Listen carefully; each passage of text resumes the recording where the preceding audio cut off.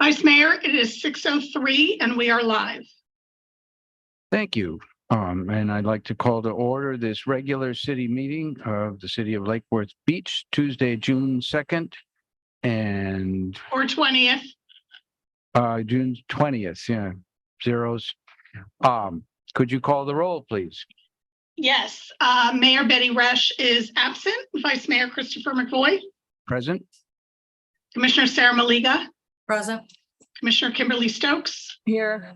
Commissioner Reynaldo Diaz. Here. And we'd like to have a moment, an invocation led by Commissioner Malega. If you'd stand. Thank you. This book was actually given to me by one of our locals, Ted Brownstein, last year. So I turned to it for tonight. Universal benediction, praise to the spiritual victors, praise to the liberated souls, praise to the spiritual leaders, praise to the spiritual teachers, praise to all the saints in the world who practice nonviolence and reverence for all life in action and pluralistic viewpoint in their thinking. These 5 salutations are capable of destroying all the sins. This is the first happiness among all forms of happiness. Yeah. I pledge Allegiance to the flag of the United States of America and to the republic for which it stands, one nation, under God, indivisible, with liberty and justice for all. Do any of my colleagues have any additions, deletions, or reorderings they'd like to propose? Madam Clerk, do you have any additions, deletions, reorderings you'd like to propose? I do not, Mr. Vice Mayor. All right. Then we don't need a motion. Then we will move on to presentations. And we'll start with a presentation from Palm Beach's tourism made by Sergio Piedra, Director of Community Engagement and Advocacy. Thank you. On the top, and our attorney is the electronic specialist. So if you hand it to him, he'll fix it.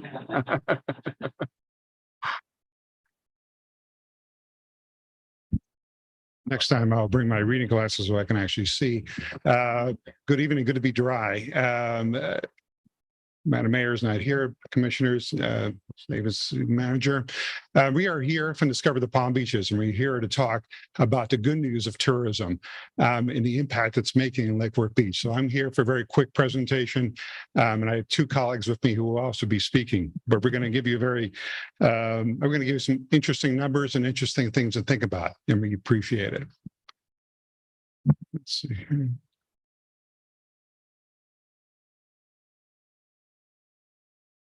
Make sure. Is it okay? There we go. Good. All right. Thank you. Okay. My 2 colleagues who'll be joining us here in a second, Milton and Gustav.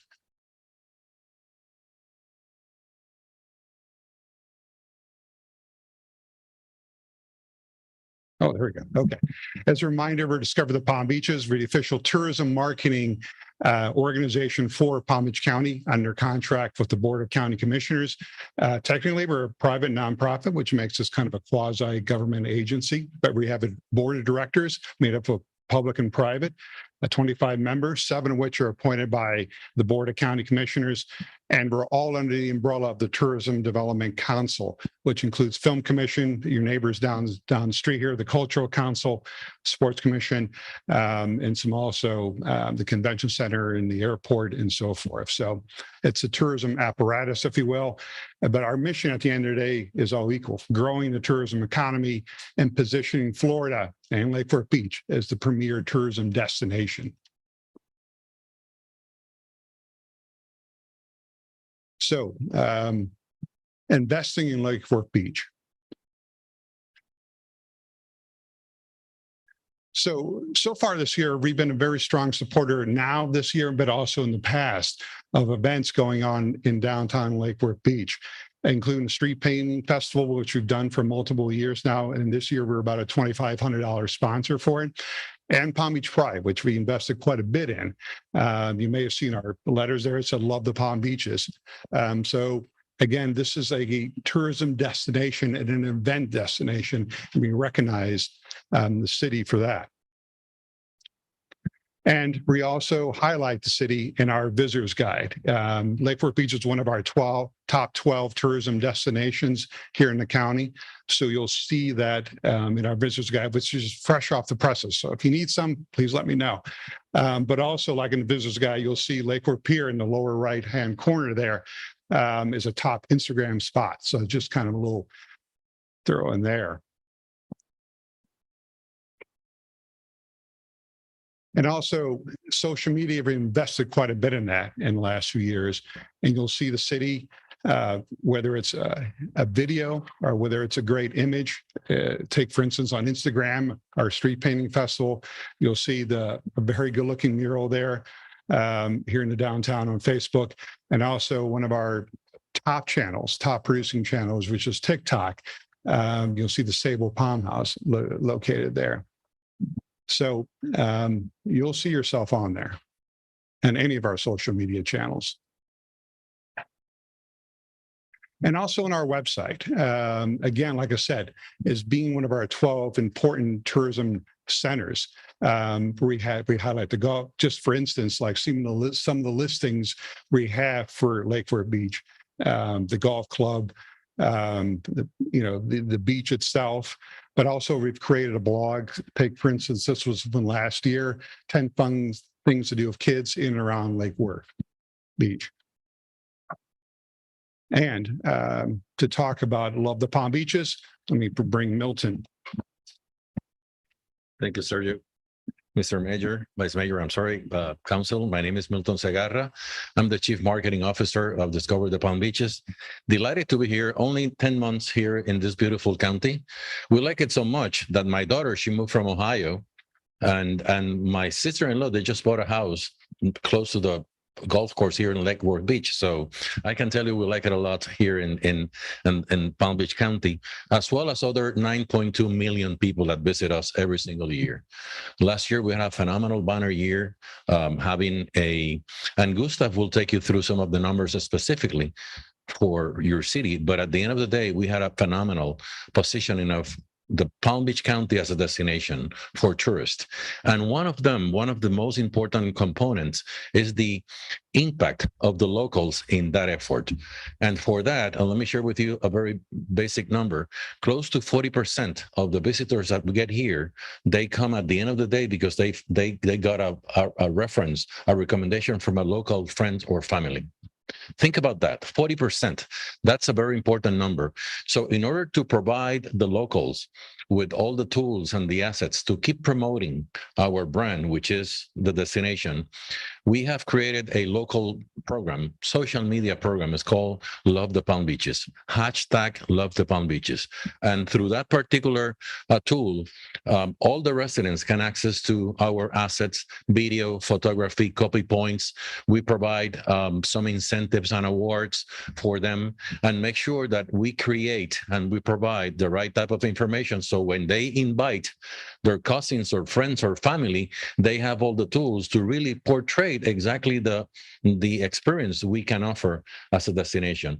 So that's available. We're promoting it here in the county to our locals, and we believe, again, around 40% of our local residents, 40% are responsible for those part of those 9.2 million visitors that we get. So I hope everybody here take a note at #Love the Palm Beaches and start following us and use that tool to invite people. The second part that I want to share with you is the master plan. Even though we're targeting visitors, the most important component of any successful tourism plan is the local residents. What we think about the destination so we can take it into a master plan and we can position ourselves as a successful, attractive, good destination, but taking care and taking all the concerns recommendations of our communities into this master plan. And in conjunction with the TDC agencies this year, the county will issue a RFP to select a consultant to help us to craft a master plan. And in that master plan, we'll talk about what things we could do to bring more visitors, but also what things we need to pay attention to make sure we protect the values and the uniqueness of each of our cities in this process. And the participation and the collaboration and listening to not only institutions like you and the city, but as well your residents will be key to make sure we can bring everything and we can include all the recommendations, concerns, and potential opportunities in that particular plan. So again, we are maximizing the opportunity to use the local residents to help us to bring additional visitors. And also we're going to take those same residents and make sure that we can hear and listen to what they need to say. There's one particular point that I'm really adamant about is the visitor management. A lot of people said about over-tourism. They use the term over-tourism. It's really called visitor management. So those type of documents, the master plan, it's a think tank in how you want your city to be developed. Maybe we don't need 1 million visitors here. Maybe 500,000 will make it, but that's something you create. You create that path, and in that master plan is the document and the conversation that we will have to bring all those components. So, but the good news is with Gustav that is going to take you through the numbers in your city. Thank you so much.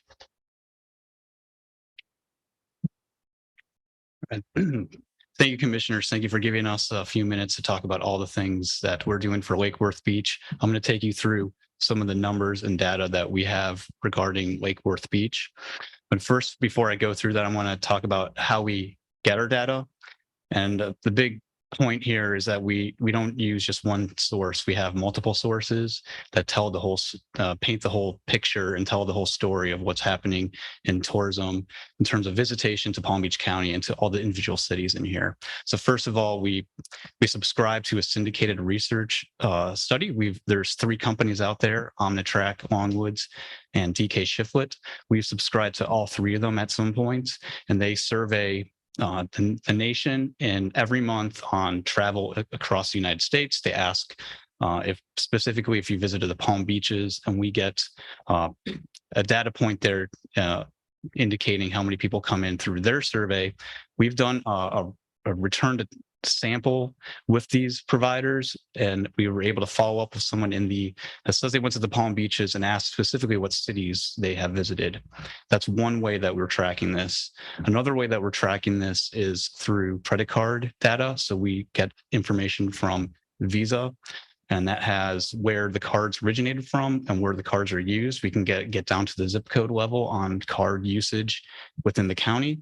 We've used geolocation data. There's a couple companies on here that we've worked with in the past. We will currently work with Placer right now, and they track cell phone movement and location movement in there. We also have, we know what's going on in the lodging industry. We have all the lodging performance. So we are quite aware of how many people are staying overnight and any paid lodging. And then we were all able to reconcile a lot of the macro level view with some of the government data, in particular, the Department of Revenue.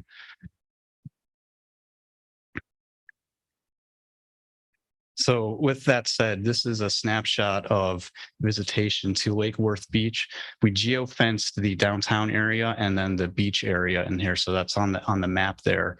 And what we've gathered using the geolocation data is 103,000 visitors came to Lake Worth Beach in 2022. Outside of Palm Beach County, and then 110,000 visitors came into downtown Lake Worth Beach that are residing outside of the 33460 zip code. And then when you look at that 100,000 that come from outside the county, this is the cities that they're coming from, primarily Miami, Fort Lauderdale, and New York. One thing that's interesting with the geolocation data is we can see the movement of people, so where they're moving around. This is the hotels that were that any of those visitors that came from out of the county stayed at. This it's not it's a ranking order in there. It's no surprise that Fairfield Inn, which is right right there across the bridge has a fairly high stay of visitors. What was surprising to us was the Breakers, the Four Seasons, all these resorts had a lot of visitation in there. And as we'll see in the next slide, I'm going to guess that they have a beach that they can go to on part of the property. So they're not going to the beach. They're going likely downtown. They're likely going to restaurants. They're likely buying art from some of the galleries. This Vice is, Mayor, that's time. I don't know if you want to extend it a little bit. I have 2 more slides. So Go ahead. Thank you. Thank you. This is restaurant sales. So on the bar chart in there, this is restaurant sales that comes directly from the Florida Department of Revenue for the 3340 zip code. We've estimated using the credit card data down to the zip code level that visitors spent 22.3 million on restaurants in 2022. I don't have that 2022 number from the Department of Revenue, but we're estimating about 40%, more than 40% of restaurant sales are happening from someone that's outside of Palm Beach County coming into Lake Worth Beach and spending. And then the last slide, we do an annual sentiments survey on what residents in Palm Beach County think about tourism. We get about 800 responses on an annual basis. I rolled up 2 years of data. We asked them which city they reside in. So this is the 2022 and 2021 sentiment from Lake Worth Beach residents on there. And the important thing I want to know is on all there's a very high relationship to understanding that tourism brings opportunity and jobs, even enhancing quality of public services. The quality of life there, 57%. It could be higher, but that's where the tourism master plan that Milton was indicating that we're going to do can really help on this front, where we can get the community, the city of Lake Worth Beach, all the cities in the county to really put their heads together and figure out what do each city want out of tourism. What's the right mix of tourism, right? What's the optimal level of tourism that's going to enhance the quality of life, not diminish any quality of life for any residents. That's something that we're going to be engaging in next year. So we hope that we'll have participation from the city and also all the residents of Lake Worth Beach. And with that, we're ready for any questions. I have a quick question, actually. Often on social media, and we don't usually ask questions, but I'm just really curious because it looks like you have a lot of data. Often on social media, I'll see a city, like a video or commercial through ads saying, come visit our small town. So how far is our reach, like in terms of advertising? Or your reach? For our reach?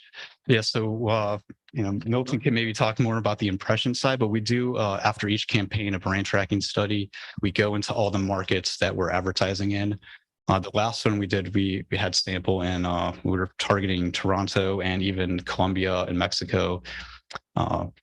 And we've asked basically a follow-up in there, and that's where Milton's statistic that he brought up there is 40% of we have a 40% reach in the market. So in New York and Philadelphia, Toronto, on average, 40% of travelers in those markets have been exposed to advertising from us.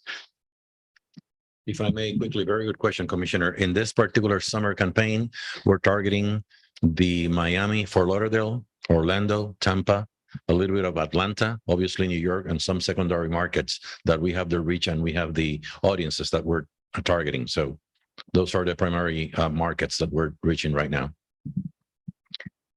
I have a few questions. Do you have any questions? Okay. It looks like you folks are pretty, I'm a research scientist, so I hear data and I get all excited. But in terms of helping to understand our own city better, is the data that you collect, is that all available to the city staff if we ask nicely? Yeah, absolutely. We can definitely help with any questions. If we don't even have the data, we can figure out a way to try to get that information. So any questions you have on tourism into Lake Worth Beach, we're happy to field and provide any data that we have or just figure out some way to do the research. And obviously, we're looking forward to the Gulfstream Hotel opening up so that we want to be one of those on the list of 10, preferably up near the top. That'll take a little while, but I understand it's moving, so that's good.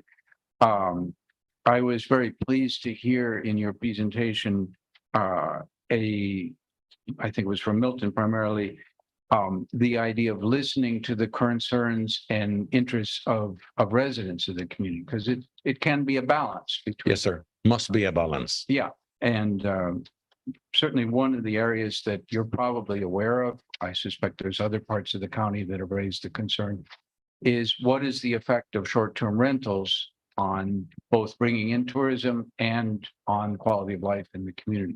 As a matter of fact, and Gustav can help us here, we do track, numbers for the regular traditional hotel rooms as well for the shared economy, as you're mentioning, Okay. which is a little bit more than 5,000 units across the county that turns into more than 13,000 rooms. Maybe a unit has 3 rooms, a house. So that's the type of impact we're seeing across the county, sir. But we do have data as well. That To would explain be that. helpful for understanding. And then maybe my last question, you mentioned bringing in that one of your target audiences was Miami, Fort Lauderdale. So, it's pretty much South Florida. It's not that different.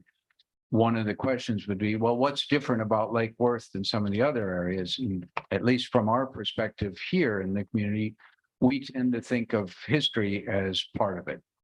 That we have a downtown that is more historical looking and still historical than other places. In your experience, do you feel that protecting that historic character is an important part of our attractiveness? Oh, absolutely, sir. The fact of the matter is that heritage it's so important when you're defining specifically your brand. Being part of South Florida is really important. South Florida is well known all over the world, but the fact of the matter is that we're different. We respect Miami, we respect Fort Lauderdale, but that's a different type of tourism. Yeah. It's a very different. It's great. Please don't get me wrong, but we can offer here a different type of experience. The rush is not here. You feel the space, you feel that you're in a different place, but you still have great restaurants, you still have a history, you still have the buildings, you still have a beautiful beach. So that's what makes us a little bit different than some other beach destinations in the southern part of the state. And yes, to answer your question, that's key, not only for Lake Worth Beach, but for the county. That's a competitive advantage that very few. We are, sir, America's first resort destination. Nobody else can claim that. We pretty much invented the resort destination type of thing. And because of that, we can claim and certainly cascade that feeling, what is called the emotional benefit, throughout the entire, not only the 12 cities that Sergio was mentioning, but hopefully throughout the entire 39 cities in the county. Obviously, some will get more than others, but that's part of the nature of the business. Well, this is helpful to know for us. Some of us feel pretty strongly that protecting the historic buildings is an important economic advantage, and it sounds like you agree with that. You mentioned that it's a benefit to the county. I'll ask you to send a message back to your county colleagues that any help they want to give in our historic preservation, we'll welcome it. Well, I think having the cultural council down the road, that could help as well, but I'll certainly will pass the message, sir. Thank you, and thank you for coming. Thank you very much. Thank you.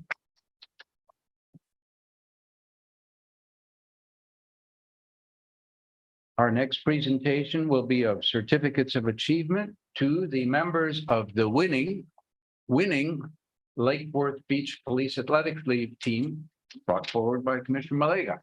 Thank you, Vice Mayor. Up Deputy Sheriff, Mr. Mahoney, who everybody knows in this town. Hi, Head of Commissioners. Community Servicing and a big part of the PALS program. Take it away.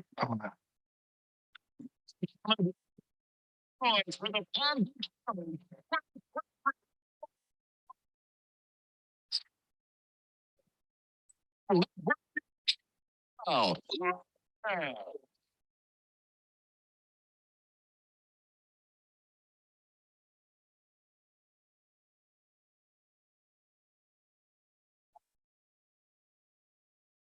Thank you. So I had the pleasure of going down with myself and Shona and my wife. We went and watched these young lads take on the sheriffs, of one of which is sitting here, Lieutenant Lavigna in the back. And it was a great game, but it brought up an urgency for us to be able to recognize them for the championship that they did win. And we're also donating $1,200 to the PALS program in our city of Lake Worth Beach for anything that they need. So I would like to call off. There are some people here, if we want to just talk about where there are 6 kids that aren't here right now, right? Yeah, 2 are in Washington DC with the PAL program. I should have had information. It's a conference or it's Mentor. Yeah. So- it's a mentoring youth summit. So 2 of our players are at that and then a few of the others couldn't make it tonight. Okay, so tonight we have Aldo Lewis. We have Laudi Albert, Celino Dorsally, Martin Pierre Luis, Mauricio Reyes, and LaShawn Brazil, correct? Yep, right down the line. Go on.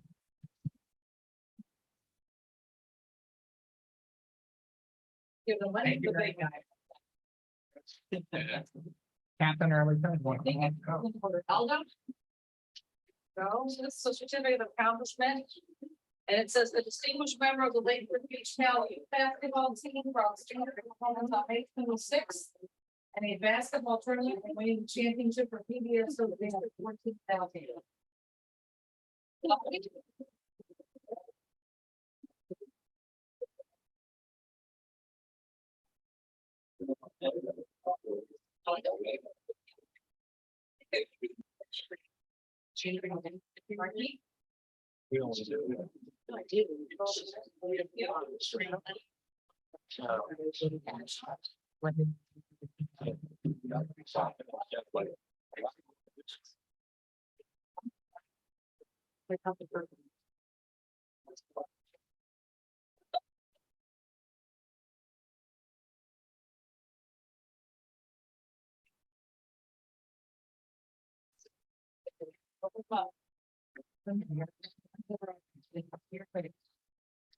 Everybody smile.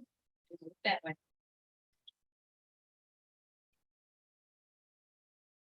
And you're gonna get a paper, so make sure your parents get a copy of the paper, okay? We'll have everything.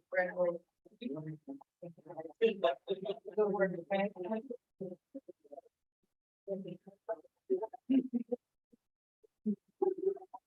Next time we're gonna beat the shit out of it.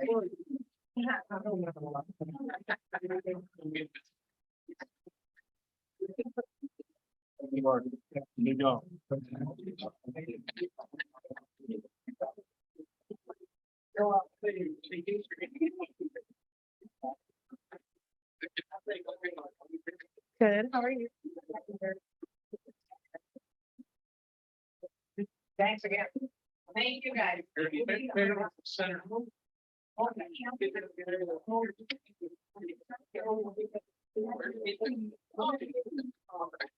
Thank you all for coming. Yeah.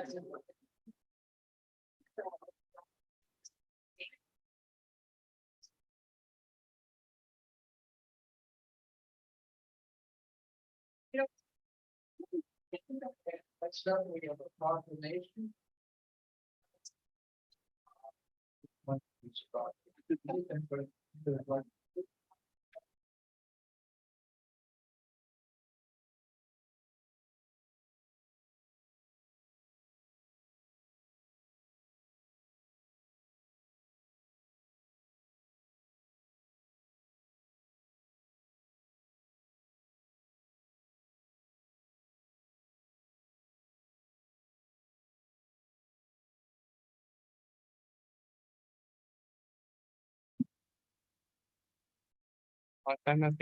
Proclamation.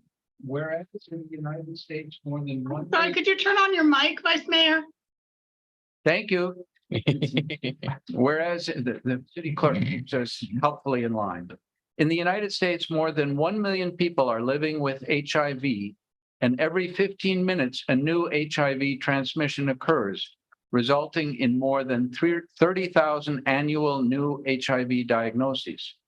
And whereas in Florida, more than 120,000 people are living with HIV, and an estimated 10 new transmissions occur daily, and 1 in 7 persons with HIV HIV, and this is important, don't know that they have it. That's a problem for transmission. Whereas in Palm Beach County, more than 8,400 people, or 1 in 180 residents, are living with HIV. And whereas significant new and highly advanced treatments deliver hope and enhance the quality of life for those who are affected. But these considerable advancements can only help individuals if they know their HIV status and are linked into life-saving medical care. Whereas each year on June 27, we observe National HIV Testing Day to raise awareness about the importance of HIV testing and early diagnosis of HIV and linkage to medical care, and to inspire the nation to achieve its shared vision of zero new HIV infections, zero discrimination, and zero AIDS-related deaths.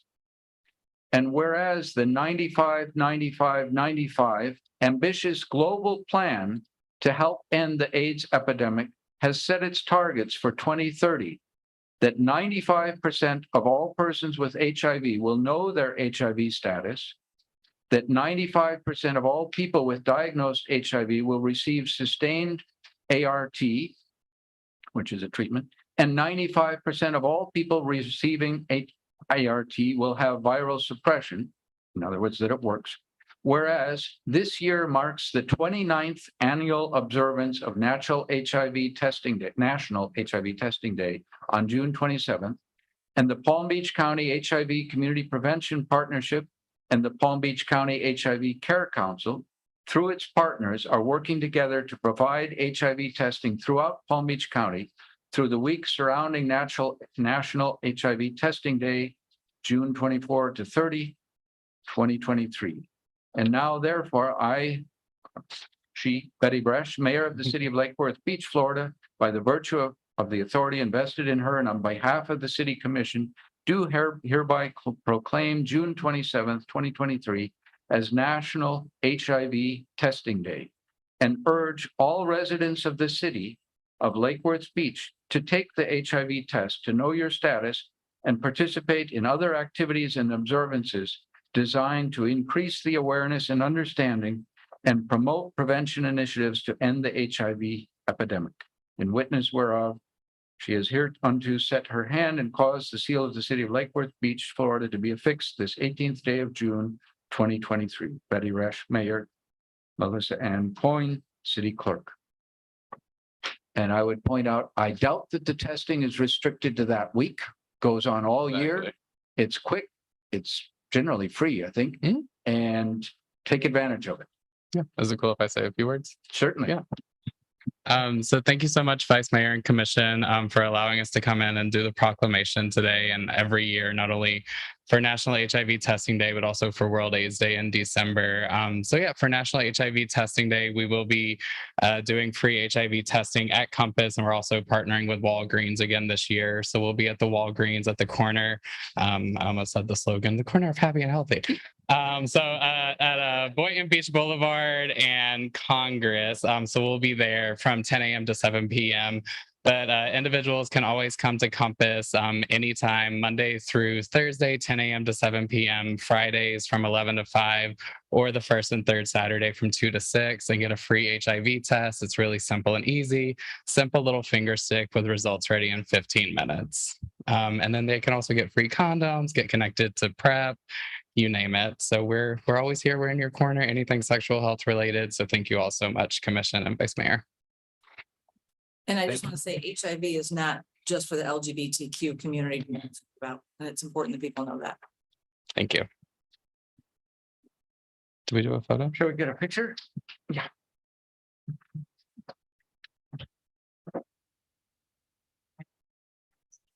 Yeah.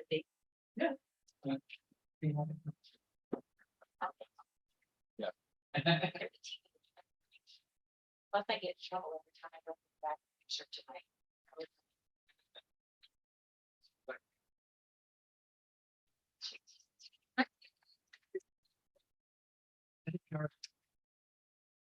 This is a team that's doing the work. I'll take.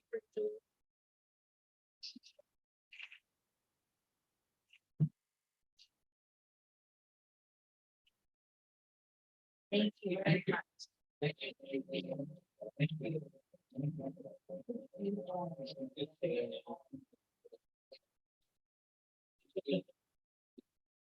you for the awareness. Let's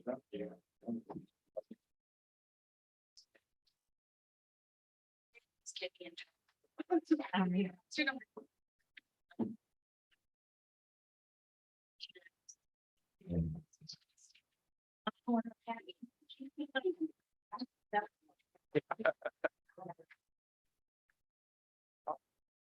Well, coming in, all right.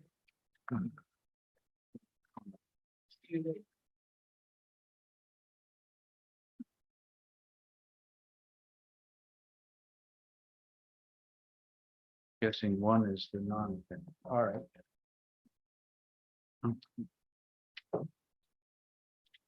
Next up is commission liaison reports. Why don't we start with Commissioner One? Thank you. I'll keep it brief. The back to school bash is scheduled for July 29th, which is Saturday. Unfortunately, the same Saturday, we are going to be having the advisory board interviews. So we will not be in attendance, but it will be the back to school bash. We're looking probably 300 to 500 people, partner with PBSO, Healthier Lake Worth Beach. We're trying to get Safe Kids kits out there, and we will have community IDs being promoted as well. The legal aid will be in attendance. I attended the CRA board meeting. It was non-confrontational and a very easy meeting last week because they went over their budget and what the next plan is for the next fiscal year. I did have to leave early though to attend another meeting. The RAF race is coming up, the NAPC RAF race. Make sure you follow along on social media for all the parties that are planned. There's a party every single night at different destinations. Harry's, the Mad Hatter, Benny's, and I know I'm missing two others. I can't think of them right now. But please, next week is going to be a real fun time in town. And then Stonewall Ball is this Saturday, June 25th. If you didn't get your tickets, I'm sorry. The tickets were closed off on Friday, but we're looking forward to a great event. It's a huge fundraiser for Compass every year. And thank you to the city for partnering with Compass. It's an important endeavor to keep supporting such great nonprofits in our city. Thank you.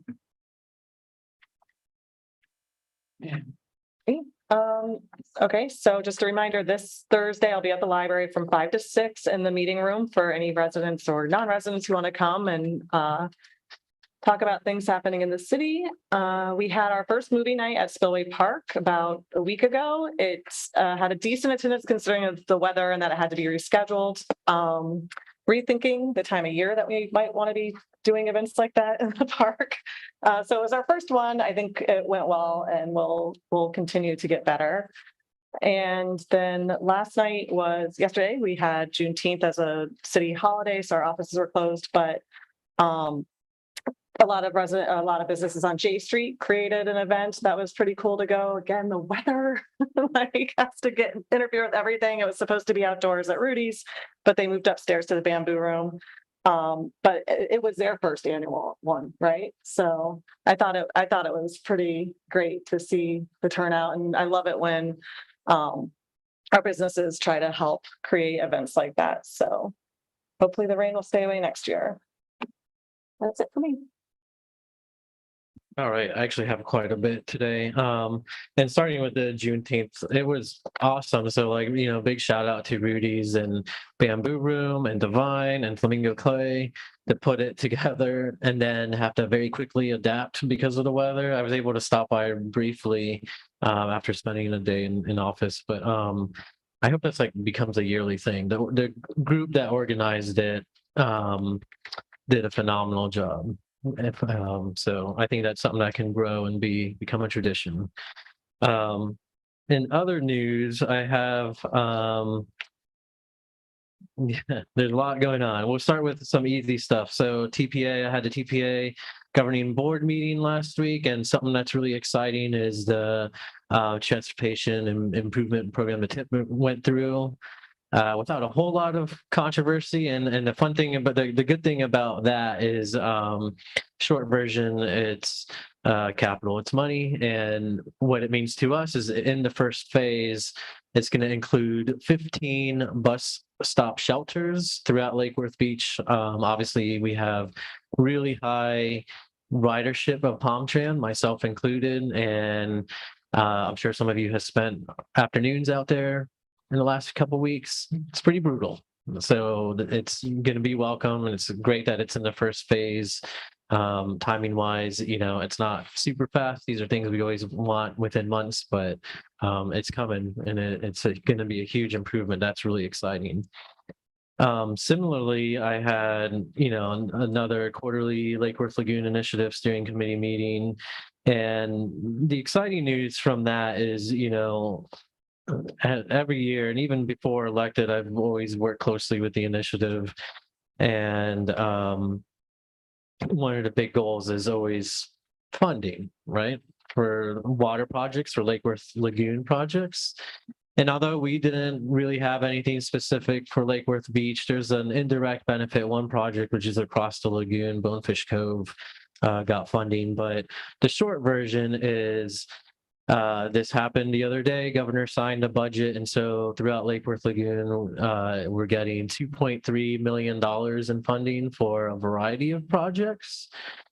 And I want to see us grow to the point where we have more asks. I think that round we didn't have a whole lot. The one thing we had legislatively we didn't get, but I think we're going to be better prepared this round. And there are certain things, that room, it's a really interesting body because, for those who aren't familiar, the Lake Worth Lagoon Initiatives was started years ago by a friend of mine and others. And it's a non-decision-making group, but it's a group of very influential people and agencies and people that we want to support the things that we want to accomplish. So on the agenda that I pushed for next steering committee is, because we got an update this last meeting on Riviera Beach's attempt at getting a managed mooring field. And so let's just say we learned a lot from their experience. It wasn't particularly smooth, but next quarterly meeting, we're going to kick off kind of the process of learning of what we need to do to make that smoother and funded, key. And with that, of course, part of the conversation is, we hear it a lot because we hear it a lot from both sides, right? And dealing with our boat situation, especially in Snook Islands and Bryant Park. And, without laying too many cards on the table, the county does seem confident that we as a municipality are better situated than maybe other municipalities for a variety of reasons. And so I do have one small ask or kind of a thought from fellow commissioners is if it was okay with y'all for me and Carmen and maybe Glenn and Captain Bear potentially, I think a critical next step that we need to do as we work our way towards that managed mooring field is I would like to approach Palm Beach County, PBSO's Marine unit to have a discussion with them to see what they can do to help us with our situation and enforcement. So if that's okay with you all, I think we can have that discussion and, get that scheduled because we pull one out of the lagoon and another one literally sinks the next day. And it's it's like infuriating. It's a difficult process to deal with. But, I think we are making progress. It's slow progress, but it is progress. And it's something that's not unique to our community. It's something that the entire state has to deal with. And, we're fortunate that we're not Naples and Fort Myers. They're dealing with it exponentially worse because of the hurricane hit. But I would like us to be, better prepared and just have that process down. Excuse me, Commissioner Diaz, for the people who are listening, can you explain to what the mooring field is? Oh, Some people might be like. So, one of the that's a good point. One of the, let's say, it's a source of pollution, a very prominent and very visible source of pollution in Lake Worth Lagoon is this problem with derelict vessels. They're abandoned boats. They're not kept and they're left anchored in our waters off our living shoreline projects. And then a boat is like a car. If you don't maintain it, it's going to go in disrepair. And when that happens, boats sink. And when that happens, obviously it releases a lot of pollutants. And it's a difficult process to clean that up. It's not like a car, a boat. Well, similar to a car, people own it, they're registered, and we can't just take things. We're the government. The Constitution protects people from government, rightfully so, from just taking your property. And so we have to go through a very long, expensive, and tedious process to make sure that we can get these boats, no matter in what condition they are. And so managed mooring field is a way to have these permanent installations, these floating balls out into the water so that boats can come up and tie up to them. Probably more importantly, through the use of like a vendor or something, we as a city could go and regulate and manage who can tie up to those boats. And that's really the key enforcement need. That's how you address that situation in an effective manner. And it's only going to happen if we, work together with the agencies that be. And I can tell you in that room, there's a strong environmental reason why you want to manage mooring field anchors. They're not meant to be permanent, so they get dragged around. It's a very stormy year, and the damage to the bottom, seagrass, and things like that can be really significant when a boat is not properly anchored, which is what we're seeing. So managed mooring field would lessen that environmental impact. And with that, I hope that we get considerable support from some of the agencies at B. And my last thing is, speaking of water quality issues and environmental issues, the raft race is always super exciting. I think I have to miss it. I'll be out of town. But one thing I do want to bring up, we did get an email, or I didn't get an email. You all got an email from Melissa Landis, Education Director, Lake Worth Waterkeeper, obviously the nonprofit that I founded. And it was brought to my attention that maybe I should bring this up because this is an important thing, which is this is a really active year with storms, with rain. It's obviously noticeably hot. If you keep an eye on Lake Okeechobee, there's a really significant environmental problem out there, cyanobacteria. Similarly, our water here, you can really expect poor water quality. And luckily, the bacteria that we generally deal with in this part of the lagoon, Enterococcus, it's bad, but not as bad as cyanobacteria. But the thought, or what was brought up, is maybe we as a city, if we can, and I don't know what this looks like. I don't know if I saw Lauren earlier. I don't know if she's here, but maybe we have signs, maybe we have some kind of education component for, the rafters who are going to be in the water, who 80% of them end up in the water, and it's really poor water quality. Right. They know what they're getting themselves into. They do, but don't they? I mean, that bacteria can be serious. So maybe we should make an effort for, make sure that people who have maybe compromised immune systems, maybe if you have an open wound, to be better careful, make sure there's practices that need to be done in terms of showering, washing your hands. I know it seems really elementary, but it is really serious stuff. And we wouldn't want a repeat of a particular mayor in the area years ago, if you remember, did a swim across the lagoon and came out with a really bad infection. And that's it for me. Thank you. I just have a little bit, my wife and I also attended the Juneteenth celebrations on J Street yesterday. It was, as was mentioned, it was organized by some of the businesses on J Street, as well as an organization called Synergy and a number of other ones that are really actively engaged in working with especially youth in the community. The level of talent that was there was pretty amazing. Musical talent of a number of different sorts and dance. So it was great activity. We did get a little bit rained out, but moved inside and that worked fine. So I too hope that we will repeat that through the visits. I hope that the city can maybe provide a little support for it as well.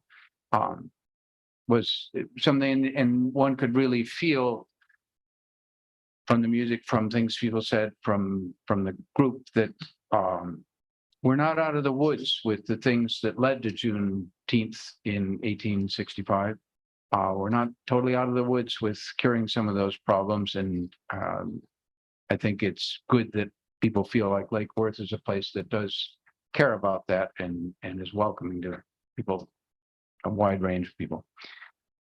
In that direction, I would ask for awareness and sympathy that July 1st is coming up quickly. Many of the legislation that was passed in the recent session in Tallahassee has some pretty dramatic and pretty negative effects on a lot of different communities. It's affected teachers, it's affected the LGBT community, it's very much affected, the African-American community. It's really a lot of negative things and very much affected the immigrant community, especially here in South Florida. We are now at a situation where we have a state representative who was recorded along with several other state representatives saying that, well, tell your folks, tell employers, tell church leaders that SB 1718 is really not that bad, that people shouldn't be leaving the state of Florida. Well, people are leaving. And unfortunately, that was a representative from our county, Richard Roth. And he recently was on one of the national stations saying that this law is causing significant harm. This was somebody who voted for that law. Be aware of this. Families are leaving Lake Worth because of it. It has a big economic impact. If you go and talk to some of the businesses in town, you will find that a number of them are complaining they don't have employees or they have significantly reduced employees and that less people are coming into the businesses. Obviously, it has a tax revenue impact. People don't always remember that people don't necessarily have full documentation. Many of them get a tax number and pay taxes. So, look out for folks, be aware of it. It's a difficult time for a number of communities in our state. Thank you. Next up is public participation in city manager's report. Thank you. Thank you. Welcome back. Thank you, Vice Mayor. I don't have a very short report, but I did want to announce that, yes, my full family has finally relocated to Lake Worth Beach. So I'm so excited. We survived our move process last week and here we are. So I'm excited to report that. Thank you. So that means that the tourism board report really did the trick. Oh, yeah. And I brought a gang with me. So Yeah. that's right. We're excited and my family's excited to be here. So now I have my mind only on Lake Worth Beach and no longer on Mississippi. All right. That's right. Now we have public participation of non-agenda items. First up is Matt Kuhlman, 216 Wellesley Drive. Behind that will be Thomas Lemire, also at 216 Wellesley Drive. Matt, if you could come up, state your name and address. And hopefully the microphone will be. Raise it up a little bit. Yes, Matt Coleman, I'm at 216 Wellesley. I just was going to speak to try to be somewhat of a resource in the topic of AstroTurf. And I know that right now it's kind of, there's a lot of discussion, some, home resident owners. I actually own a synthetic turf company. I do turf in the Tri-County area. From Port St. Lucie, actually even down to Coral Springs and Parkland, Boca, Deerfield Beach, Delray, West Palm. So we do it all over, but we know that the challenges here right now is that turf is, it's being discussed, but it's not allowed. And I just would like to be able to provide myself as a resource to maybe help with, there's just a lot of technology that's coming along with the evolution of turf. There's different categories of turf these days. You have competitive turf that's you see on like the football fields and soccer fields, completely manufactured different than the landscape residential turf that we now are putting in people's backyards. The technology with drainage, the lifespan of the turf, the overall quality of it. The turf is made now lead-free. free of toxins or anything else from what I guess maybe the old school style turf that some of you guys may be familiar with. And, I just knew you guys were having a hearing today and there was an opportunity to maybe speak about this. And, I'd be willing to give you guys all my information. I also, unfortunately, he couldn't be here tonight. He's a little bit sick, but his name is Anthony and Medina. He owns another turf company he's based in Lake Worth, but he does turf all over the state of Florida. He's been in the game probably about 10, 12 years longer than me. And he has offered himself as well to be available to help answer any questions or concerns about the turf. He actually was instrumental in helping the Village of Wellington come up with a permitting guidelines that we go by for when we put turf in Wellington now in their backyards. And so, we just want to be able to help that because we know that I get a lot of people in Lake Worth that are asking for this, a lot of new construction. It has really come a long way. And I think it should be something that we could, work together to try to find that happy medium. And, again, I can provide documentation for you guys from my providers that are based. All the turf that I use is made out of America. It's mostly coming from Dalton, Georgia, or Temecula, California. And these are, if you think of some of the flooring companies like Shaw Flooring, they're probably one of the largest manufacturers of flooring and carpet, but they're one of the largest manufacturers of turf in the country. And I can get all different types of information that you guys would want to help just make sure that you're making a educated decision on the status of allowing turf or not and how much of it moving forward. So I just want to be able to speak behind that and available for any questions. Thank you. Okay. Thomas Lemire.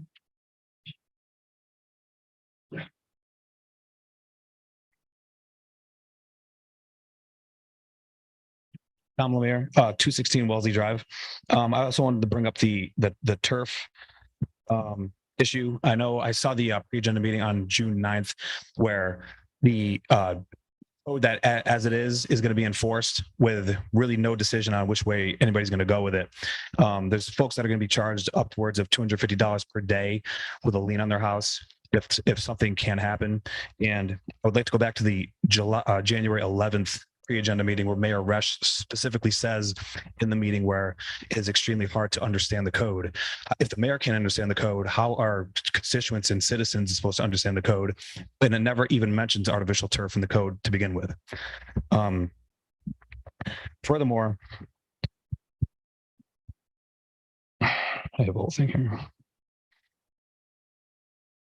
The installer brought up that artificial turf when used in residential settings has proven to be safe and does not pose any harm to the environment. Contrary to popular belief, modern synthetic grass is designed with advanced technology that eliminates toxic substances that provides a safe alternative to natural grass. Natural grass needs fertilizers, chemicals. Turf, nobody's shampooing or using chemical toxins with water on their turf. I talk to these people all the time. I've never washed my turf ever. I just vacuum up some leaves and call it a day. It doesn't really need it. So the toxins that you're talking about, it's also in taking care of your lawn. The Florida guidelines that you brought up as well that we're going with, that the workshop was bringing up, bulks in if your entire property is made up of mulch, shell, rock, artificial turf. It doesn't make for a Florida turf environment. Nobody has their whole entire yard of any of that. So nobody's asking for the entire yard. Nobody's asking for the artificial turf to take up the whole thing. That's not reasonable, and we don't think it is either. But we are just asking to please extend the penalties that are going to go on these because people's liens are going to, like I said, $250 a day if something is discussed or something. Mine is used as the pool decking. The folks that signed off on the pool saw it, and they're inspectors of the town. So, that's really all I have. Just looking for another pause, or just to have another workshop that the constituents can be a part of, that we can talk about. And Commissioner Stokes brought up in the pre-agenda meeting, if you need more evidence to the city manager, we're all coming up with packages and evidence, and the installer has evidence as well. So I called you the other day, ma'am, and I would I'll bring whatever is needed that you guys would like to look at. Do you have anything that you want to see? Something that refutes what you had during the workshop? I'm sorry, we usually don't respond. Oh, yeah. to Public comment. All right, well. I'd like to say anything I'll do the public comments. based in science. So with all due respect, like if it's something that a seller is put like promotional material type of thing, but if there's something that has been vetted by an independent institution or something that we can base, I would love to have that available to all of us through the city manager's office. The website for the code says that all penalties are going to be stopped up till July 11th. So a discussion and meeting can be made before that time. So that's on the website. So is there going to be a discussion? I know the mayor's out, but she's in the July 5th meeting is canceled. So when is there a timeline? I know you can't answer, but we have to have a timeline so we can have a meeting and where we can all participate. And not just a workshop where nobody else can really speak on their own behalf. So. Thank you. That's time. Perfect. Hey, thanks, guys. We have two more. Tanya Koshakshian.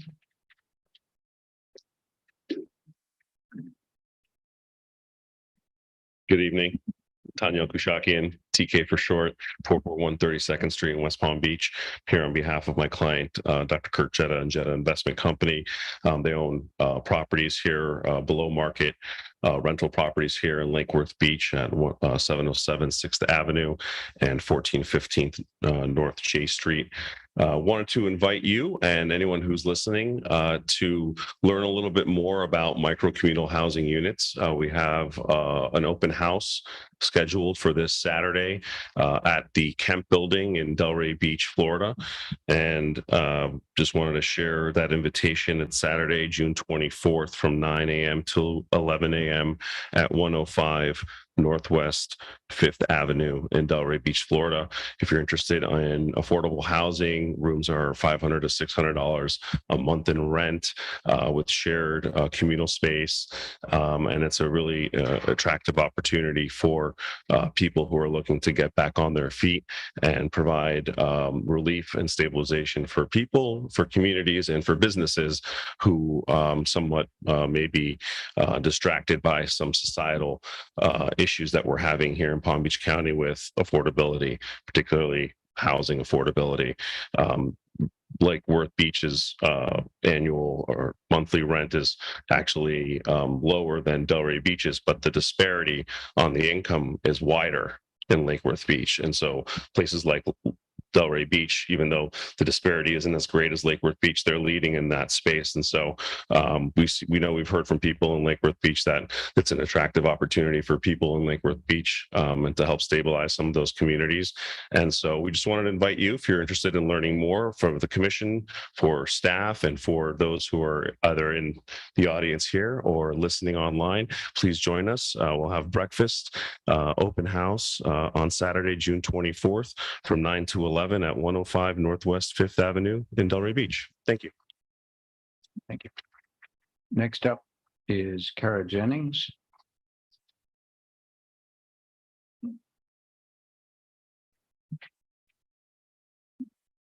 Good evening, Kara Jennings, 822 North C Street. I know we have at least one new recreation staff person, my understanding, and that you're looking at the budget right now. So I would really be wonderful if you all could look at how we can improve the soccer program here. My kids are part of that program or have been a number of times, and we've had to leave and go to Delray, where Benny's sponsors a team, interestingly, and go to City of West Palm Recreation because the soccer program here, although great in a lot of ways, it seems just so underfunded that it's pretty bad, honestly. We've been volunteer coaches, and I think the people running it have really great intentions. It's incredibly popular. If you haven't been out there, I mean, it's amazing how many families are out there, but they really need staff. They need something. They need funding to make it actually a good program. And I'm sure we have incredible soccer talent here. There's no way to progress here. It's only a very minimal recreation program last season. The older kids couldn't even have a practice because the field was so, at max capacity. They could only have the game day. So it really needs someone's attention. If someone wants to take this on as an effort, it would be appreciated by a lot of families. Two other things, the turf grass, I want to tell you, not everyone in the city feels the way that some people do about fake grass. And the issue is when you have the multiplier effect, it's nice for a few people to want it in their backyard, but when you set policy, you have to think about the whole city. And when you multiply how much fake grass that would be if everyone decided to put it in, that is a serious problem. And I appreciate you all being mindful in that way. The last thing is I was disappointed to see we still have a 10 card limit unless you changed it and the website wasn't updated. And now there's a new rule that you have to submit an hour beforehand. It used to be 15 minutes. So again, I'm asking you to please reconsider that. If you have a situation where you have so many comments that you have to modify it, that is reasonable. But as a set standard, it's really too low and it should be changed. Thank you. I believe that's all the comments. City Clerk, do you have any public comment, non-agenda items? I do. I have two, Mr. Vice Mayor. Thank you. Could you read those or schedule them? Yes, I could. So Sam Smith, 109 North Palmway. Good evening. I saw that the city is asking for input on the replacement of playground equipment at South Bryant Park. Before the city invests more money in playground equipment for the southeast quadrant of the city, the northeast quadrant needs a playground. The southeast quadrant has two separate playgrounds, as well as extensive open parkland. The northeast quadrant, east of Federal from Lucerne all the way to West Palm Beach, has no playgrounds and no open parkland, except for two tiny pocket parks with no amenities. As such, it is extremely inequitable to the families in this area and dangerous for our children, as there is no neighborhood park that they can walk or bike to in a safe manner. Please install playground equipment at the golf course. There is open available land that would be perfect for a playground. And my second and last comment is from Jonas Reed, 1325 North End Street. The city website says that ground cover violations and artificial turf violations are on hold again. This time they are paused until July 11th. During this time, a meeting to discuss is supposed to be held. Seeing as the July 5th commission meeting was canceled and the next commission meeting is July 18th, will this meeting be a special workshop? When will the meeting be scheduled? I hope this time the discussion includes public participation. Those are all the comments I have. Thank you, Madam Clerk. From there, we're on to approval of the minutes. Motion to approve. Second. All in favor? Aye. And it's approved. And now we're on to public hearings, ordinance 2023-11. And I would bet that the city attorney would like to read that. You would win that bet. Ordinance number 2023-11 is the city of Lake Worth Beach amending the city's official zoning map from the zoning district of multifamily residential 20 MF20 to transit-oriented development TODE on the properties generally located east of I-95, south of 2nd Avenue North, west of North A Street, and north of Lake Worth Road. More particularly described in Exhibit A, providing that conflicting ordinance are repealed, providing for severability, and providing an effective date. Great, thank you.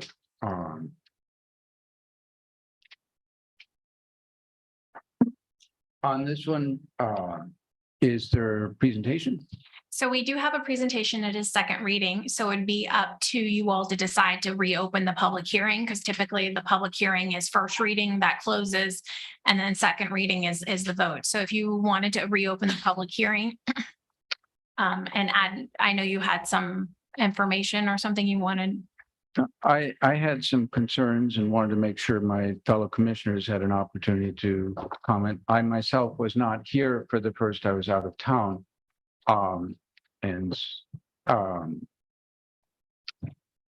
So I guess maybe go ahead with your short presentation, or I can raise the issues that I have, and we can go either way. Well, I mean, I believe you all have to direct us to open the public hearing, right? Could you please? You make a motion to reopen the public hearing if you want to reopen it. Does that cancel second reading? No, it's to be part of second reading, but you already had your public hearing, Right. but you're going to reopen and take additional testimony and comment if you'd like. I'll make that motion because I did get considerable questions, let's say, from the community regarding this issue. So I definitely, I'll echo those questions, but I also want the opportunity to hear the comments on that if there are any. Looking for a second? No, second. Okay. So then that opens the public hearing. And You have to vote. what's that? The vote. Oh, and I'd like a vote. Aye. Yep. Aye. Aye. So I guess that was a unanimous vote with motion by Commissioner Yes and second by Commissioner Stokes. Should we start with your presentation, or we? So I was just going to go through kind of what we went through on first reading, and then if you have any additional questions, if you'd like, I can go through that presentation. I mean, suffice it to say that this is an area with substantial nonconformities, less than 3 acres of the entire approximately 8-acre area is conforming with the current zoning district. The future land use designation is TOD East, or TOD, and then the rezoning is to TOD East. So if you'd like, I can go through that with that, or go to questions. Move straight to question. Yeah, I mean, because Okay. You've all heard the presentation. I did a little fair amount of map looking, so I have some idea. Would you like to start?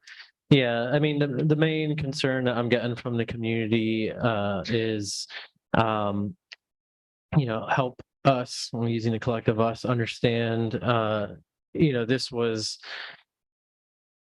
mostly intended to bring those properties into compliance, and one in particular that's really important to us, and that organization does have a 17-year lease, and so the main I believe that it was 17 years. So the main question or the concern and from the community is, what is the height restriction on TODE, and what does this mean for the future of that block, and does it need to be, does the change need to extend to every single one of those properties on the block?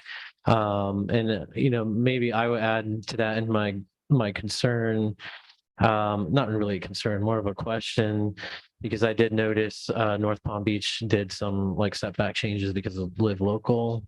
Like, are we open, like, are we protected when that comes online in this area? And like, what is the future risk of height increases? So there's a lot to unpack there, right? So first, let's talk about Live Local. So Live Local, I know everybody's concerned about that.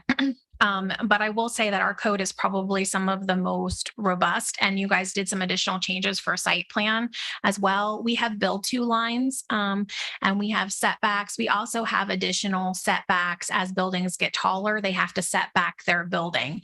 I used to actually work in North Palm, and they adopted some of that, but not, their code didn't have the level of kind of urban design sophistication already built into our code. So we feel very confident in our code that we're going to be getting similar things to what we've been seeing in the Dixie corridor that were previously approved. Live Local is on our website. We have a brochure. It's capped at 46 units an acre. Most of our mixed use allows between 30 and 40 acres in the 40 units an acre in the regular standard zoning district, not through a through a PUD. There's too many ODs. So it's not that much of a significant upzoning. And the majority of our areas, it would be 6 stories through Live Local. That with this particular area, I believe could go to 7 with rezoning to TOD. But I want to kind of bring you back is that the future land use of this property and the property in the subject rezoning is already TOD. So technically, if somebody wanted to bring forward a individual plan development amendment, which is a de facto rezoning, really, they could at this time petition you all to come forward with the plan development, amend the underlying zoning district as part of that package and come forward now with the plan development today because the underlying future land use is already intact. And going back to the comp plan, our comp plan is our vision for build out. And then our zoning is kind of what we're looking for. It's our interim layer, right? So sometimes the zoning is what the build out will be. For most of the city, this is true. For the majority of the city, the land use and the zoning match. There's no anticipation of upzoning, but there's a couple areas, key areas, and this was one of them. And then when you look at the particular of this location, we are in a housing crisis. This is very close to, this is what transit-oriented development is about, right? It's near a train station and a bus station. Like you don't get more transit in Florida than, you got trains, buses, rideshare, you got great sidewalk, pedestrian connection. You've got commercial to the west with a grocery store. You've got major employers all over, including the school district, which is one of our larger high school, has quite a few, employs quite a few folks. So you've got employers, you've got access to employers, you've got all the amenities. You could functionally live there and not need a car very easily. There's no interstate access as well there. There's no interstate access. It's really set up to be a transit oriented, which was in the plan, right? Like this is all go back. This was the plan. And there's a policy in the plan that specifically says in this area and identifies these boundaries and says these boundaries will be rezoned in the future. Like I said, this is the future area for TOD East. So since we've had this plan, this has been the plan to rezone this area to TOD East. So when we had the Guatemalan Mine Center came forward and was looking for a home and they found one and they didn't fit in the current zoning because this particular area is really underzoned, right? It doesn't have enough zoning to reflect what the majority of acres are. And there's a lot of multifamily in this area. So we are not anticipating a radical investment in this area. There's Adopt a Family owns significant acres. There is a nursing home on a large portion on several acres. So we're not anticipating like a radical change in development pattern. We haven't been approached for redevelopment. It may happen. It would make this, that the reality is though, this would make this parcel eligible for Live Local. Yeah, and that's where the height problem comes into play, right? It's not necessarily the TODE, it's the Live Local that's gonna, the theoretical 7 stories, that's through. The 6 is Live Local, 7 would be the plan development. So it would have to come forward. So it could come forward kind of now for 7 through this process, or it could come through this expedited workforce housing program, which would require 40% deed restricted units for a maximum of 6 with capped at 46 units. So the TOD East zoning, straight zoning is 40 units. So once you go above about 20 units an acre, though, 15 to 20, you're really looking at a garage, right? Even with a TOD, we still have parking requirements. And so you're still going to be looking at it. If somebody were to come in and be like, hey, we have an active investment coming, let's come in and redevelop this whole area, you're still looking at a parking garage for anything, at 46 or some type of other parking. So that would represent a very significant investment and acquisition of land to get that acres and come in and do that. Yeah, and GMC has a very long lease, right? So I don't think that building is going to change at least. The nursing home was the other one that was not in compliance. Yeah, the nursing home, I think the nursing home, I have to go back and look. I'm not sure about the nursing home. I do know there's 2 offices, and then there's a significant amount of residential acres where the existing residential is actually constructed with a density higher than the MF20. So, so there's a lot of, so there's a lot of nonconformities in the area. This is the plan. And also the Guatemalan Mayan Center's conditional use is tied to this as well. So their conditional approval is tied to the rezoning. So Motion to approve second reading. I'd still like to comment. I know, but we can still motion and take a second Okay. to move this along. I'll second, but yeah, more comment. Commissioner Diaz, did you have more? Or you? Okay. My concern is obviously, or many people may know that I'm very supportive of the Guatemalan Mayan Center and was well aware that they needed to move from their location, that they finally were able to find one that is more appropriate to their needs and ability to serve our community. So that's all good. And I'm happy to see the support of staff to help make that happen. However, this is it's actually 9 acres. It's 8.96, which I'll call pretty close to 9 acres. It fronts right on A Street, which is primarily a residential area, mostly 1 story, some 2, there might be a little 3, but very much residential.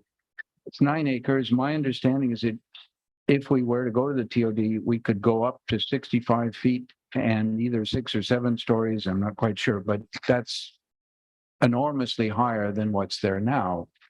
And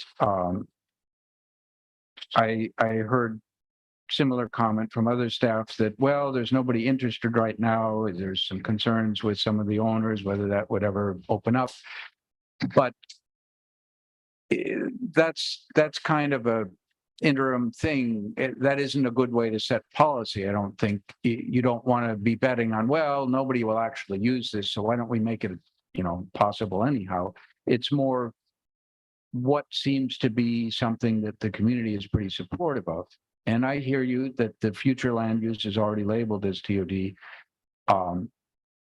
But my guess is that the community is not very aware that right at the entrance to our community, right in front of our high school, we could potentially go up to 7 stories there.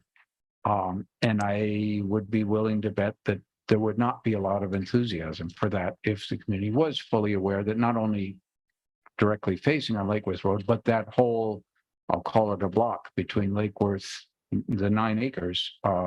We don't have very many 9-acre areas like that. Between A Street and 95 and 2nd Avenue North and Lake Worth Road. It's a big chunk, and a big chunk going to that high would be, obviously would have an effect on traffic as well. Ideally, everybody gets on the train. In reality, I suspect the percentage is going to be a lot less than everybody, based on things that I see otherwise. So those are my concerns. I'm not quite sure what to do about it. I'm interested in hearing from the other commissioners. I see that Commissioner Malega would like to speak. Thank you. I think that's a little disingenuous to think that every single one of these different parcel owners would sell to one entity and we'd have 9 acres of a building. So that I think is a little disingenuous to lead anyone to think that. You would have to get every one of these parcel owners to say, yep, I'm going to sell to this person. Again, I guess I would look to legal to say, our hands are going to be tied. So it really doesn't. We're looking at the future land use map. We're doing what we're supposed to be doing. And again, this goes back to why we have not had our strategic plan finalized. We wouldn't be having this conversation. There is a future land use map. This needs to be done to bring those buildings into conformity. We all love the Guatemala Maya Center. They've signed a 17-year lease. The part of their conditional improvement or their conditional approval was for us to do this zoning for them. They've already signed the lease and invested and moved. So we can't be 1 foot on the scale and 1 foot off the scale. So again, back to my second, I make the motion to approve it second reading. We're in, we're there. I don't think it's at all disingenuous, if I could respond. Go ahead, Commissioner Stokes. I just had a few questions. So right now with the current zoning, what is the max height that if somebody got a half an acre, they did a planned PUD? Just. Well, I mean, that's part of the issue, right? Because you have an area where you have a zoning that really doesn't match the land use. So if you did by right, I'd have to go back and look at it. I think you could get to 3 stories. Now, if you did, I just would have to double check that in the code. But if you went and you did a plan development, as part of that plan development, your land use is already the right land use. So you could say, okay, well, I want to get a plan development and come in and change, the underlying zoning and do this plan development so you could get the 7 stories. Hypothetically, if somebody wanted to come in and say, here's our land use, we're coming in for a PD and we're doing this, that could happen now.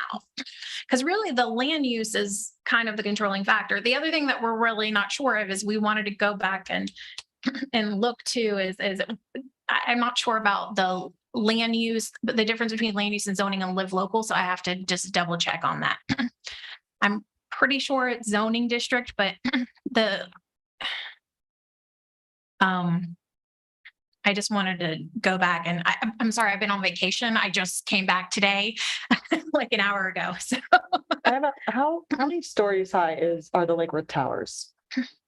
Oh, I don't know. They're 9. I don't, you can't do that again.